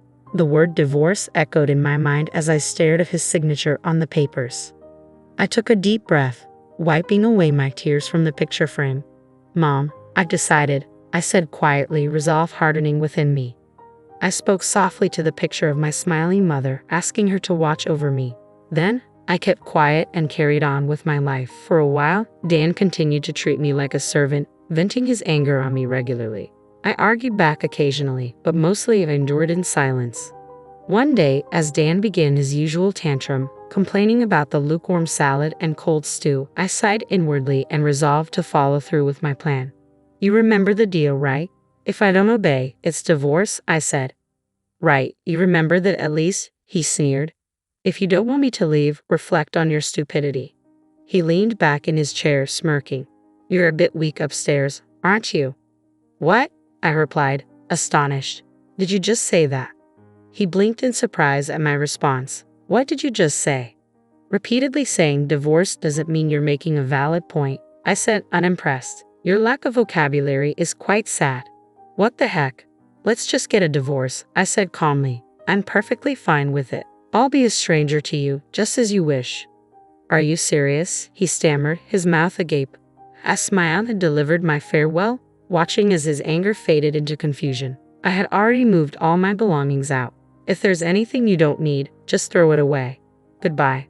I removed the apron I had bought when we got married, folding it neatly and placing it on the counter with the house keys on top. I gave him one last look and walked out of the house with my suitcase. "What the heck is going on?" His voice trailed after me, snapping him out of his daze. I ignored him, a sense of freedom washing over me. Yay, I'm free, I thought, heading towards my parents' house where I planned to live again. A year had passed since the divorce was finalized, yet Dan continued to contact me. His messages were relentless, pleading for apologies and offering to take me back. I had turned off notifications and ignored his nonstop texts, which were a new experience for me, given how little communication I had during our marriage. I decided to have one last face-to-face meeting with Dan at his parents' house. "Why have you been ignoring me?" Dan asked, trying to maintain a calm demeanor in front of his parents. "I've been texting you, but you never replied." "Oh, I turned off notifications from you," I said coolly. "Why? Was it really that annoying?" "Yes, it was." Dan's face flushed with anger. "So, what do you want to talk about?" I responded with deliberate annoyance, watching as his frustration grew. "What's with the attitude in front of my parents? What are you trying to prove?" Dan's voice rose, but he quickly reined it in, glancing nervously at his parents. "I'm sorry," he muttered, a rarity for him, especially during our marriage. I stifled a smile, surprised he knew how to apologize. I kept my tone steady and moved the conversation along. "What exactly do you want to discuss with your ex-wife? You divorced me, remember?" Dan looked puzzled, his anger momentarily replaced by confusion. "Hold on, why are you acting so calm? Aren't you struggling after the divorce? How are you managing?" He spoke as if he genuinely cared, yet he had never bothered to check on me, even though he knew where I was. "If you want to get back together, I'm open to it," he said, his voice carrying a hint of hope. "Doesn't that make you happy?" "Not at all," I replied, barely containing a laugh at his misplaced confidence. "It doesn't make me happy, nor does it help me in any way. I'm doing well on my own. Your contribution of $500 a month wasn't enough to cover our needs. You're the one struggling without me. The expenses I used to cover are gone, and I'm much more comfortable being alone now." I shook my head, dismissing the idea. I don't see the point in getting back together after enjoying my newfound freedom. I feigned confusion as Dan's frustration became evident. "What are you talking about? I was supposed to be a housewife, right? But why are we discussing finances?" Dan shifted uncomfortably, clearly unsettled by the presence of his parents. "Listen, Dan, stop acting like a child caught in the act. There's no need to put on a show for them. They know all about your secrets." "Secrets? What are you talking about?" Dan asked, his curiosity piqued. I signaled him to be quiet and prepared to reveal the truth. "You're mistaken if you think I was just a housewife. Remember, I lived abroad because of my late father's work. I used the German I learned to translate documents at home. The bookshelves were filled with materials and manuscripts which I used to hide recording equipment. Wait, recording? Dan was stunned. His father presented the evidence, showing all the recordings of Dan's mistreatment. The videos laid bare his behavior, and Dan's parents were visibly distressed, apologizing to me and expressing their shame for raising him. Dan, caught off guard, looked like he might bolt, but his mother grabbed him and made him sit down again. She signaled to me, and I responded by pulling out the divorce papers. I pointed out the sections marked with red circles. You recognize these, don't you? No way, Dan stammered, clearly in shock. The red circles highlighted the witness signatures, names of people he knew well. Actually, there wasn't enough space for all the names. You've had more than 2 girlfriends, right? No more waiting, I continued. Before I could explain further, a resentful voice cut in. You never mentioned an STD. This means you brought it from somewhere else. Didn't you promise we'd get married? That's something only a bachelor would say. The argument escalated. You're not just a villain to us, but to all women. You're the #1 public enemy. You're finished. Surrounded by his former girlfriends, Dan crumbled to the floor as his parents looked on with exaggerated sighs. I had hired a private detective to investigate his girlfriends and had secretly contacted them. I also informed my ex-in-laws about everything. The result was chaos. Your game is up now, I declared. We're demanding compensation for the distress you caused. Dan worked for a company owned by a relative of his mother, so his payments were deducted from his salary to prevent him from escaping his obligations. Under strict supervision, he faced a long period of compensation payments. 6 years have passed since then. I was walking down the street on a cold day, Christmas songs playing everywhere, when a tree ornament caught my eye. My husband, his breath visible in the chill, looked back at me with a soft smile, his ears red from the cold. Our little girl, cheeks rosy, was nestled in his arms. I couldn't help but think about how Grandma's prediction came true. My current husband is surprisingly the brother of one of Dan's former girlfriends. After meeting him by chance and connecting over our shared experiences, he has been a source of comfort and joy. If not for what happened with Dan, I might never have met my current husband. Grandma's words about struggling but finding happiness have proven true. After we married, I found out I was pregnant, despite being told it was unlikely. I remember when I was rushed to the emergency room on Christmas Day and the doctor confirmed the pregnancy.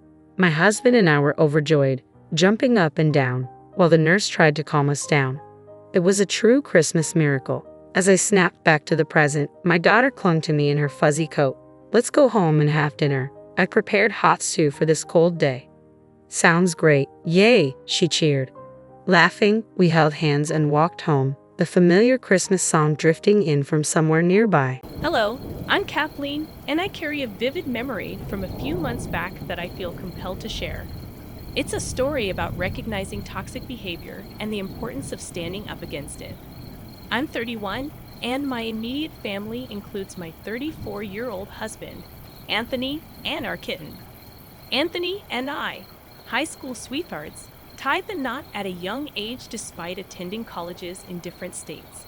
Our bond remains strong, and next month we'll celebrate our 13th year together. Regrettably, my mother-in-law, Carol, won't be joining us. From the start, Carol harbored a dislike for me. With 2 sons, she had always indulged and spoiled them, considering no one worthy of her precious boys. Anthony and his older brother, David, were oblivious to her controlling and manipulative nature. As they grew, Carol's overbearing tendencies became problematic, forbidding her teenage sons from dating or socializing with girls outside of school. Despite evident signs, Anthony and David remained enamored with their mother's love, failing to recognize her control. Over time, David began rebelling against Carol's rules, which led to conflicts, even threats against his then-girlfriend, Lauren, now his wife. David, however, stood firm, refusing to succumb to Carol's influence. Gradually, both brothers distanced themselves from Carol. Anthony, while acknowledging his brother's actions, believed they were excessive. In the early stages of our relationship, I refrained from commenting to avoid conflicts. Little did I know that Carol would redirect her efforts toward me, employing every means possible to dismantle our relationship. She orchestrated an elaborate Venice tour during prom week to to prevent us from attending together. Despite Anthony's pleas to cancel the trip, it was the only time he went against his mother's wishes. Each time Carol called me, unleashing her barrage of insults and deeming me unworthy. Anthony remained passive, offering no defense. Carol even went so far as to predict that I would be unfaithful when I headed off to college. As we both secured spots in different colleges across states, Anthony succumbed to the pressure, leading us to take a brief break. During this hiatus, Carol took advantage of the situation, celebrating our apparent breakup. Unexpectedly, Anthony reconciled with me, infuriating Carol. In response, she intensified her harassment and humiliation, seizing every opportunity to make my life miserable. In an attempt to address the issue, I approached Anthony, expressing my grievances. "Anthony, your mother is consistently disrespectful towards me. Despite my efforts to be friendly and welcoming, she berates me and hurls insults. I'm growing weary of her behavior, and you need to address it." Anthony responded dismissively, defending his mother. "Kathleen, you know my mother is a bit sensitive after what happened with David. She fears losing me as well and genuinely believes she's looking out for my future. Don't take her words to heart." Infuriated, I pressed further. "So you're okay with how Carol treats me? Remember, she tried to break us up." Anthony justified Carol's actions, claiming she was trying to prevent potential heartbreak, leaving me frustrated. I confronted him about it. "She played on your insecurities to end our relationship. How can you justify that despite my efforts to make him see my perspective?" Anthony remained unconvinced. He insisted that Carol could do no wrong and accused me of falsely accusing her. Even David, attempting to reason with Anthony, faced resistance. Anthony accused David of betraying their mother, creating an awkward and strained dynamic between the two brothers. David ultimately married Amy, his high school sweetheart, the same person Carol had tried to scare off. Although David invited me to the wedding, he deliberately omitted to inform Carol, leading to her emotional distress. Carol desperately attempted to persuade Anthony to intervene and secure an invitation for her. Anthony, known for being a mama's boy, engaged in a heated argument with David about Carol. Initially reluctant to attend the wedding to support Carol, Anthony faced my challenge, questioning whether boycotting the event was justified given Carol's history with David and Amy.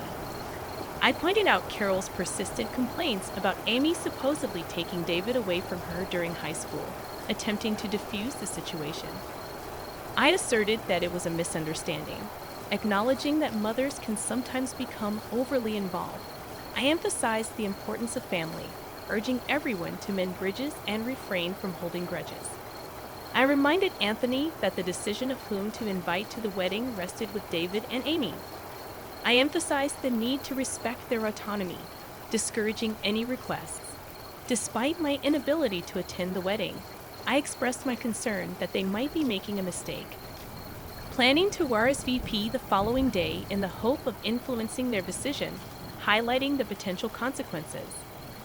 I warned Anthony that not attending the wedding might result in being cut off by David and Amy, just as they had done with Carol. After much deliberation, Anthony eventually agreed to attend the wedding. I felt optimistic that this decision might bring positive change, allowing David and Amy to enjoy their happiness without interference from Carol. They chose to organize the wedding far away to prevent Carol from showing up. However, Carol's reaction was intense when Anthony showed her pictures from the wedding. She cried on his shoulders and insisted on his company for a month. Anthony even canceled our planned Colorado trip to make amends with her. Witnessing how he handled the situation left me feeling pretty heartbroken. Despite the certainty that our love ran deep, breaking up was no longer an option. My only hope was that Anthony would come to his senses regarding Carol's troubling behavior. Fast forward 3 years, and Anthony finally proposed to me. Carol, displeased, put on a facade of happiness for him. Yet, I later discovered she had refused to give him her engagement ring, convinced that I was a gold digger and our marriage wouldn't last. I loved the ring Anthony chose for me, a testament to our financial independence as engineers. Carol's jewelry was the last thing I desired. Wedding planning became a nightmare as Carol inserted herself into every aspect, from cake tasting to venue selection. Disapproving of my vintage theme, she deemed it boring and tacky. Despite my indifference, Anthony and I carefully considered every decision. Frustrated, I confronted him, insisting that his mom needed to give us space. This is getting ridiculous. We're the ones getting married, and your mom needs to let us decide on our own. I don't need her input on everything. She hates every decision I make. You need to tell her to back off. Anthony defended his mother, claiming she wanted the best for us, tired of this excuse. I argued that she deserved to be uninvited from David's wedding due to her interference. Though we welcomed her presence, her negative remarks about my choices were unacceptable. This was our wedding, and she already had hers. After much coaxing, Anthony finally asked Carol to back off. Though she threw a fit, she toned it down. Unfortunately, Anthony prioritized her choices and made several changes. Initially sad, I recognized it was also his day and chose to go along in some places to avoid further trouble. I had not yet found the courage to stand up for myself, and Anthony seemed lost in a fog, unable to think clearly. The wedding turned into another disaster when Carol showed up in a white dress so sparkly and lacy that it resembled a bridal gown. Fortunately, Anthony recognized the issue and insisted she changed before the ceremony. Feigning ignorance, Carol claimed she didn't have another dress. However, my maid of honor and best friend came to the rescue, producing a pale blue gown that fit Carol perfectly. Anticipating her intention to wear white, I had purchased a decent dress for her on my dime. With no excuses left, Carol had to wear the provided dress. During the reception, she delivered tearful speeches about losing her children to awful women, targeting both me and Lauren, who were avoiding her. Carol also disparaged our relationship, portraying herself as the victimized mother-in-law. The wedding attendees looked uncomfortable, and even her own family was mortified. My maid of honor swiftly took the microphone, redirecting the atmosphere. On our honeymoon, Carol incessantly called us, reaching out to Anthony and crying about feeling lonely. She bombarded us with 5 calls a day, and when unable to reach Anthony, she called me, accusing me of taking her son away. Just a month after the wedding, she insisted that no matter what I did, he would always choose her over me, asserting that he would never love me more than his mom. Attempting to reason with her, I explained that we were on our honeymoon and she needed to stop calling us so frequently. When Anthony's phone died, he went back to our room to charge it, emphasizing that there was no intention of keeping him away from her. Kathleen, it's clear to me how driven you are by greed. Your sole focus is on extracting money from him, ignoring the fact that he supports me financially and genuinely cares for me, something he's been doing since his father passed away a decade ago. Carol, you may be his mother, and it's natural for him to support you. But I am financially stable on my own and have no interest in his money. Stop falsely accusing me of trying to exploit him. Enough with your baseless accusations. You might deceive him, but I see through your intentions. Hand over the phone to my husband. I need to speak with him urgently. During our honeymoon, I endured numerous conversations like this with Kathleen. When we returned home, dealing with her incessant crying became a daily struggle, all because we didn't take her along. Even now, she scolded my husband for going without her. Anthony, as always, did his best to console his mother, overlooking my concerns. I was gradually finding my voice to stand up for myself. Things were relatively stable until a few months ago when I discovered I was pregnant with our first child. Excitement filled us, and Anthony wanted to share the news with Carol immediately. Despite my reservations, I agreed. However, instead of joy, Carol reacted with tears and accusations. She accused me of trapping him with a baby, insinuating that I had cheated on Anthony. Despite my husband's attempts to calm her, she remained obstinate. I grew weary of her dramatic outbursts, which persisted for 3 weeks before she decided to visit us. Carol arrived unannounced, seemingly happy about our baby, showering me with gifts. Anthony was relieved, thinking Carol had finally accepted our child. The truth, however, was far from that. I felt a sense of unease about Carol's newfound happiness and decided to approach the situation cautiously. In the evening, she offered to make us tea, claiming it would help warm me up as the weather was getting chilly. Anthony appreciated her gesture, giving me a triumphant look as if to say, "I told you so." Choosing not to dismiss my concerns, I excused myself and went to the kitchen to check on Carol. I'd observed her preparing tea and adding something from a carton.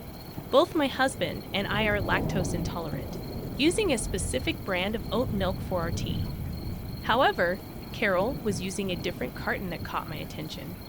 She used oat milk for 1 cup, but opted for the suspicious carton for the other. Initially, I assumed she was merely using a different type of vegan milk for variety. Despite this, my unease persisted when she handed me the suspicious mug. Feeling a sudden panic, I impulsively switched my husband's cup with mine when they weren't looking. We drank tea, and throughout the evening, Carol seemed to smirk at me from across the couch. Fortunately, nothing untoward happened for the remainder of the night. However, in the early hours of dawn, I heard my husband vomiting in the bathroom. He made several trips, and the noise woke me up. After a while, I saw him lying on the living room couch in pain. Concerned, I approached him and inquired about his condition. Carol, emerging from her room, looked worried at the sight of Anthony's distress, breaking into an ugly cry. It suddenly dawned on me. This woman had used cow milk in our tea. I was prepared to confront her, but before doing so, I had to rush Anthony to the hospital. I urgently dialed 911, requesting an ambulance for Anthony, who was experiencing severe stomach pain and was on the brink of passing out. At the hospital, we waited for the medication to take effect. When the doctor arrived for a consultation with Anthony, I brought Carol along. In the presence of both Anthony and the doctor, I coerced Carol into confessing to everything. She was concerned about her son, so getting her to confess wasn't a challenge. The doctor expressed disappointment and informed us that Anthony needed to be hospitalized for a day. After the doctors left, Anthony seemed troubled. The fog in his mind began to clear, and he questioned Carol about why she used milk in his tea, knowing about his allergy. He pointed out that their household didn't even have cow milk, and I didn't consume it either. Carol insisted that she didn't intend to harm Anthony, claiming she was aware of his milk allergy. Anthony was perplexed and demanded an explanation. Carol continued sobbing in a corner, prompting me to reveal the truth. I explained that Carol brought cow milk into their home, not for Anthony, but for me. It was not meant for him to consume, and I had switched their cups when Carol wasn't looking, prioritizing the health of our child. It turned out to be the right decision. Anthony, shocked and disbelieving, accused me of lying. He couldn't fathom why Carol would want to hurt him and our child. I urged him to ask Carol for an explanation, emphasizing that I had taken precautions to safeguard our child's health. Carol erupted into a cacophony of wails and screams, reaching such a fever pitch that a nurse had to usher her out, a move no one objected to at that point. Anthony, visibly shaken and traumatized by Carol's actions, apologized profusely and pledged to keep her out of our lives. Witnessing Anthony's pain, I offered comfort as best I could and took him home the following day. During his hospital stay, I seized the opportunity to change the locks on our house. Anthony called Carol, firmly informing her that we were cutting all contact with her for good. This decision triggered more cries and pleas from her. Insisting that as his mother, he couldn't sever ties, Anthony resolutely rejected her pleas, highlighting how her actions had harmed our family. He emphasized that he wouldn't tolerate it any longer. Acknowledging that he had been blind to her detrimental influence, Carol confessed her motivations, admitting that she sought to hurt me and make me suffer because she felt neglected. Anthony, unyielding, deemed her actions unforgivable, especially considering the potential harm if I had consumed the tea she prepared. Expressing his disgust, Anthony firmly rejected her presence and cut off all communication. We changed the locks to prevent her from entering our home. and when she attempted to force her way in, we called the authorities, locking her on phones and social media. We informed our extended family about the situation, and their unanimous disapproval further isolated Carol. After discussing her actions and reviewing evidence from security cameras and her confession to the doctor, we successfully obtained a restraining order against her. Though she tried to gather information from our extended family, none entertained her demands. We withdrew financial support, prompting her to secure a job at Walmart to support herself. Gradually rebuilding our relationship with David, and Lauren, Anthony, and David resolved their issues through a heart-to-heart conversation. Lauren and I, already good friends, strengthened our bond further. My husband, having come to his senses, shielded me from Carol's influence, and we eagerly anticipated the arrival of our child, with an agreement not to allow Carol any relationship with our future family.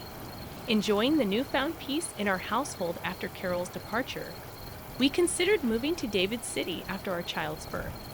Uncertain about the future, we remained positive that we would overcome any challenges together. Let me introduce her. This is my girlfriend, Emily, Tom said with a smile. The woman beside him greeted everyone. Nice to meet you all. Your girlfriend? I was in shock. Tom casually responded. Oh right, I haven't told you. I'm going to marry Emily, so I want a divorce. What? I was too stunned to speak. Tom continued. I realized my parents were right. Being with an older woman like you is getting tough. Emily's young, she's 23. New houses and women are always better, right? Emily nodded in agreement. And about the accident you mentioned, it's no big deal, right? You broke a bone and now you're slacking off at home. We'll take the house once we divorce. I was so shocked by his outrageous comments that I forgot to get angry. It was impossible to continue the conversation. Taking a deep breath, I presented a signed divorce document and said, Okay, here are the divorce papers. Oh, you're well prepared, Tom said, jubilant. Leaving the couple behind, I began preparing to leave the house immediately. As I was packing, Tom spoke up. You have nowhere to go, right? There's an apartment near the station within the range of $100. It's old and has cracks in the walls, though. Tom, that's so mean, Emily chimed in. The two of them laughed ignorantly. I didn't respond and slammed the front door. Let them laugh. I have places to go, places they could never imagine. My name is Catherine White. I'm turning 40 this year. I married Tom when I was 35, 3 years ago. We don't have kids and live together in the house I bought when I was single. It's secondhand but refurbished and quite clean. Why did I buy a house before getting married? It goes back to my childhood. We were poor because my father was gone. To be precise, he disappeared before I could remember him. I lived with my mother, who loved me deeply, but life was tough with just the two of us. Still, having my mother was enough. But during my high school years, she passed away due to an illness. It was devastating, but I had no time to mourn. I had to survive on my own. After graduating from high school, I started working at a small advertising agency. I worked tirelessly in sales. In my 30s, I was so dedicated to work that I never imagined I'd marry, but I wanted a place to call my own, so I saved up and bought a cheap house. I had to take out a loan, but I paid it off early. Around that time, I met Tom. He was from a client company. Tom seemed unreliable to me since he was 5 years younger, but he admired my work ethic. We started seeing each other. It was surprising but also delightful. I had never had anyone openly express their feelings for me before. We started dating and quickly got married. At first, Tom's parents disapproved of our marriage. I was older, and they knew I had no family. But Tom defended me, saying, even if she has no parents, Catherine works hard. Don't say such things. I was genuinely happy. I thought we could make it work. But that changed. The shift in Tom's behavior began less than 6 months after we moved in together. One evening, after returning from work, he sat down at the dining table. Dinner was meat and potatoes, a salad, and eggplant soup. After eating for a while, Tom stopped. What's wrong? I have been meaning to say this. The soup, it's from this morning, right? I don't like leftovers. Can you make a fresh one for dinner? But it takes time. I also work and I might not make it in time. Sorry, but that sounds like an excuse. My mother always made different soups for breakfast and dinner, and there should be at least 5 side dishes. Can you do that? I was taken aback by the sudden situation. I had felt this way for a while, but kept it to myself. While I'm not great at cooking, it's hard to do intricate dishes while working too. Your mother is a full-time housewife, right? I work and can't cook that much. That's why you shouldn't make excuses. It's expected of a housewife. You should at least do that much. I was frustrated by Tom's outdated views, but I held back my words to avoid worsening the mood, though I was discontent. I wanted to avoid arguments, so I started finishing work on time and rushing home to cook. However, Tom's actions and words became increasingly demanding. Did you use cheap meat for this? This side dish is the same as yesterday. Please space them out at least a week. With each of his complaints, the time I spent cooking became more overwhelming. Before I knew it, I was spending all day thinking about meals. Tom's nitpicking didn't stop at just food. He checked every corner of the house for dust and criticized my cleaning. If you have so many complaints, why don't you do it yourself? I finally snapped. What are you saying? Housework isn't my job. Don't shift the responsibility. Maybe you can't handle chores because you didn't have parents around. I was stunned by his words. He had never belittled me for not having parents before. Was this Tom's true nature? The man I knew before felt like an illusion.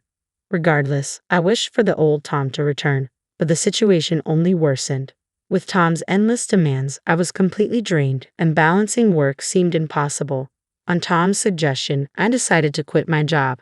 I had loved that job since graduating from high school, but it seemed there was no choice. Looking back, maybe I should have left him then.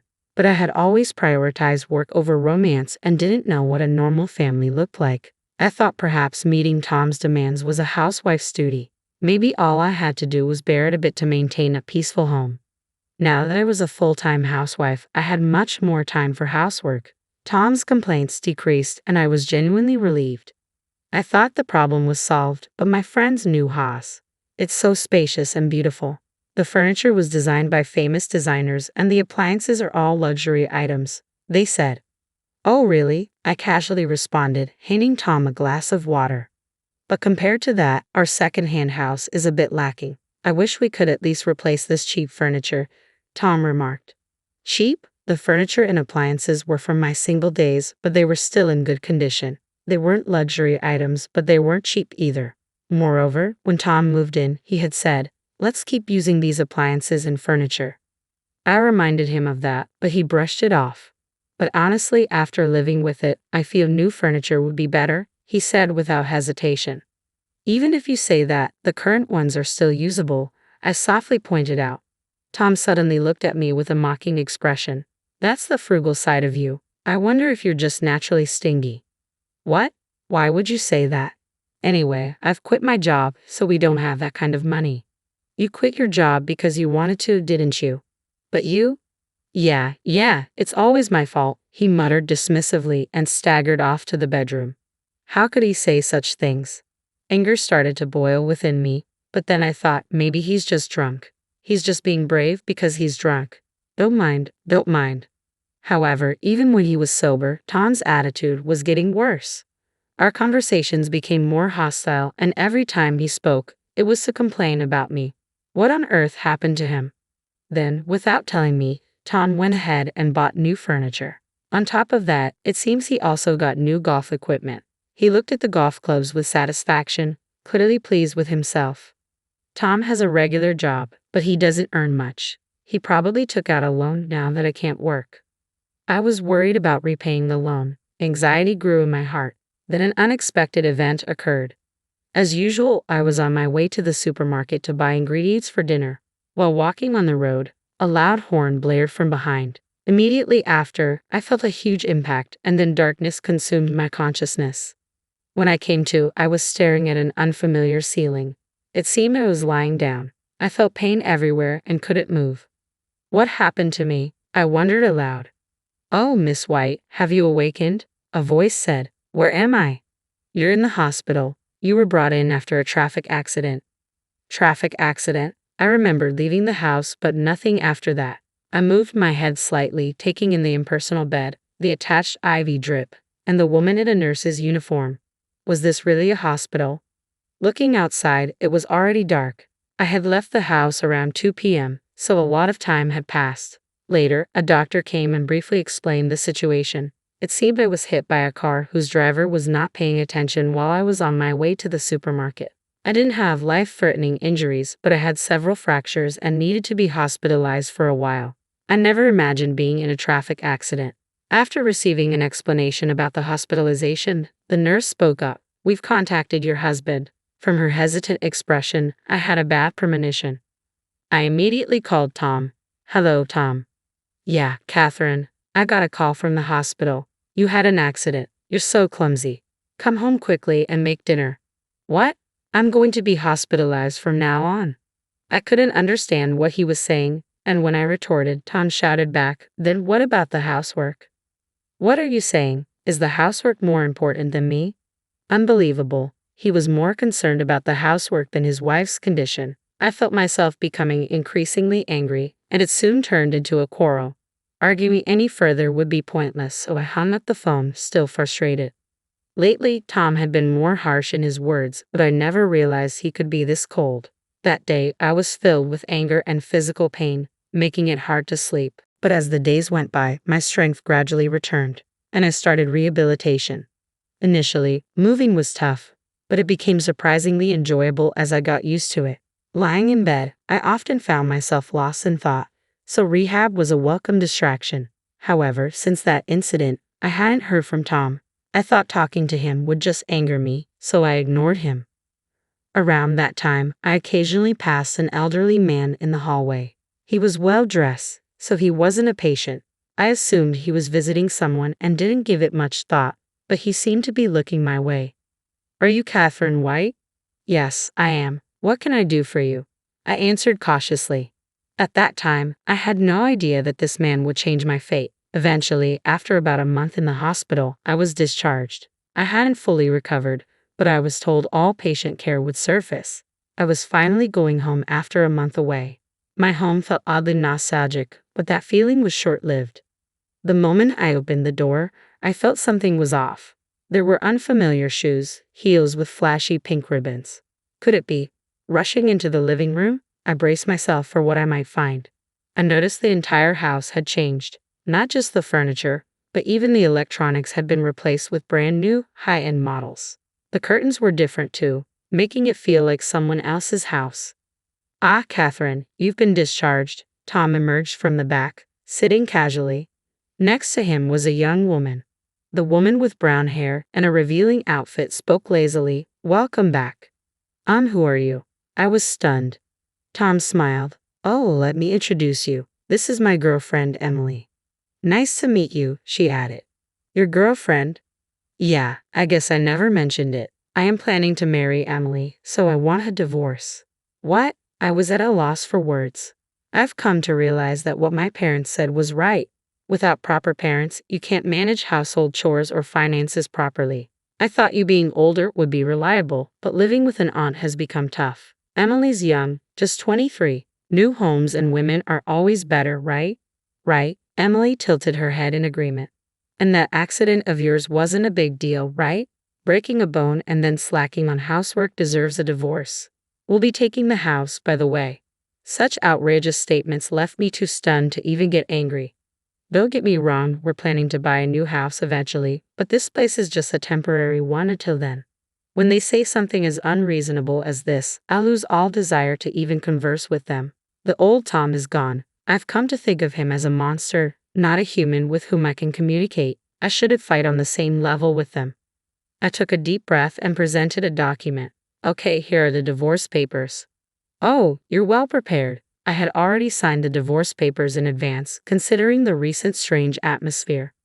I thought this choice might come up eventually, so I quickly started packing my things. I needed to prepare to leave the house.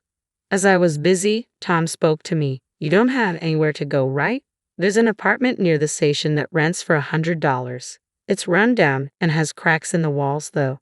"Tom, that's so mean," Emily chimed in. Ignoring their mocking laughter, I slammed the front door with force. I took a moment to look back at the house, my castle that I worked hard to buy. Today is the last day I'll see it, but I had no regrets. I had a place to go. A week later, while relaxing in my new place, the doorbell rang loudly. Checking the monitor, I saw it was Tom and Emily. Ignoring them, I heard them shouting my name. Their frenzied state made me want to laugh. After observing for a while, I spoke over the intercom. What do you want? Why are you living in such a mansion? Tom asked. The mansion he referred to was where I currently lived. A 3-story building made of reinforced concrete on a massive plot, complete with a swimming pool. You came all the way here just to say that? No, I have a proposal. Open up. I want to talk face to face. It's probably just nonsense. No, it's important, Tom insisted. Annoyed with Tom's persistence, I thought this would be the last time and opened the door. I led them to the living room. I had been in touch with Tom about the change of house ownership, but I never told him where I lived. When I asked how he found out, it seemed he coincidentally saw me in town and followed me. He was expecting to see me entering a shabby apartment, but was shocked to see me entering this mansion. Tom, along with Emily, had concocted a bold plan. Tell me, are you living in this mansion because of some shady job? What? Why? I was taken aback by Tom's absurd claim. I saw you. You were with an old man entering this house. I get it. You don't want to admit it. You're poor, so you had to find that kind of work, right? But if you have such a wealthy client, I want you to introduce him to Emily. I work in a cabaret club, so I'm good at charming older men. I'm sure I can earn more than you, Catherine. What are you both talking about? The man you saw me with is probably my father. This house is also my father's house. What? That's a lie. You don't have parents, Tom insisted loudly, just as the door to the reception room opened. Seeing the middle-aged man who emerged, I called out, Dad. My father, I explained quickly. Surprised, my father sat next to me and greeted Tom. Ah, you must be Tom. My daughter spoke of you before. Nice to meet you. I'm Catherine's father, Robert Johnson. Wait, what's going on? Tom looked back and forth between me and my father, his eyes wide with surprise. It's understandable. I only recently reunited with my father while I was in the hospital. I began, explaining the situation. Yes, the middle-aged man who spoke to me that day was my father. My father was supposed to have disappeared. I had been told so by my mother. I thought there might have been a mistake, but after speaking with this man, I realized he was my real father. To start a business, my father went to America. After a while, once his business was on track, he planned to bring us over, but he was robbed there, losing everything. He lost all his investment capital, and even his means of communication was cut off. Stranded, he fortunately met a man who offered him a job at his company. Starting with menial tasks, he gradually got promoted and eventually became the right-hand man to the company's CEO. With the help of this man, he later started his own business. The business was successful, and my father achieved social success. But he was always concerned about my mother and me. He felt guilty for leaving us for so long and found it hard to return. Then his company decided to start a new venture in Japan. After much thought, he decided to come back. He built a house here and started looking for me and my mother. He then discovered that my mother had passed away and was deeply regretful. If only he had come back sooner. Wishing to see me as soon as possible, he visited me in the hospital. Learning the truth, I ended up living in this mansion owned by my father. I briefly explained all this. By the way, my father had also looked into Tom's affair. After occasional golfing outings, Tom would go to a hostess club where he met Emily. So, this is my family home. Understand, I never heard about you having a rich father all of a sudden, Tom murmured in a big voice. So, if you have so much money, will you come to the club where I work? Emily quickly tried to hand her business card to my father. True to the type of woman Tom would choose, she was incredibly bold. But my father stopped her immediately. I'm sorry, but I make it a point not to visit cheap imitation bars. What? Emily was speechless. My father frequented some establishments for work, but only the finest, high-end places. He would never go to a cheap club like where Emily works. Besides, I don't have money. Catherine inherited everything already.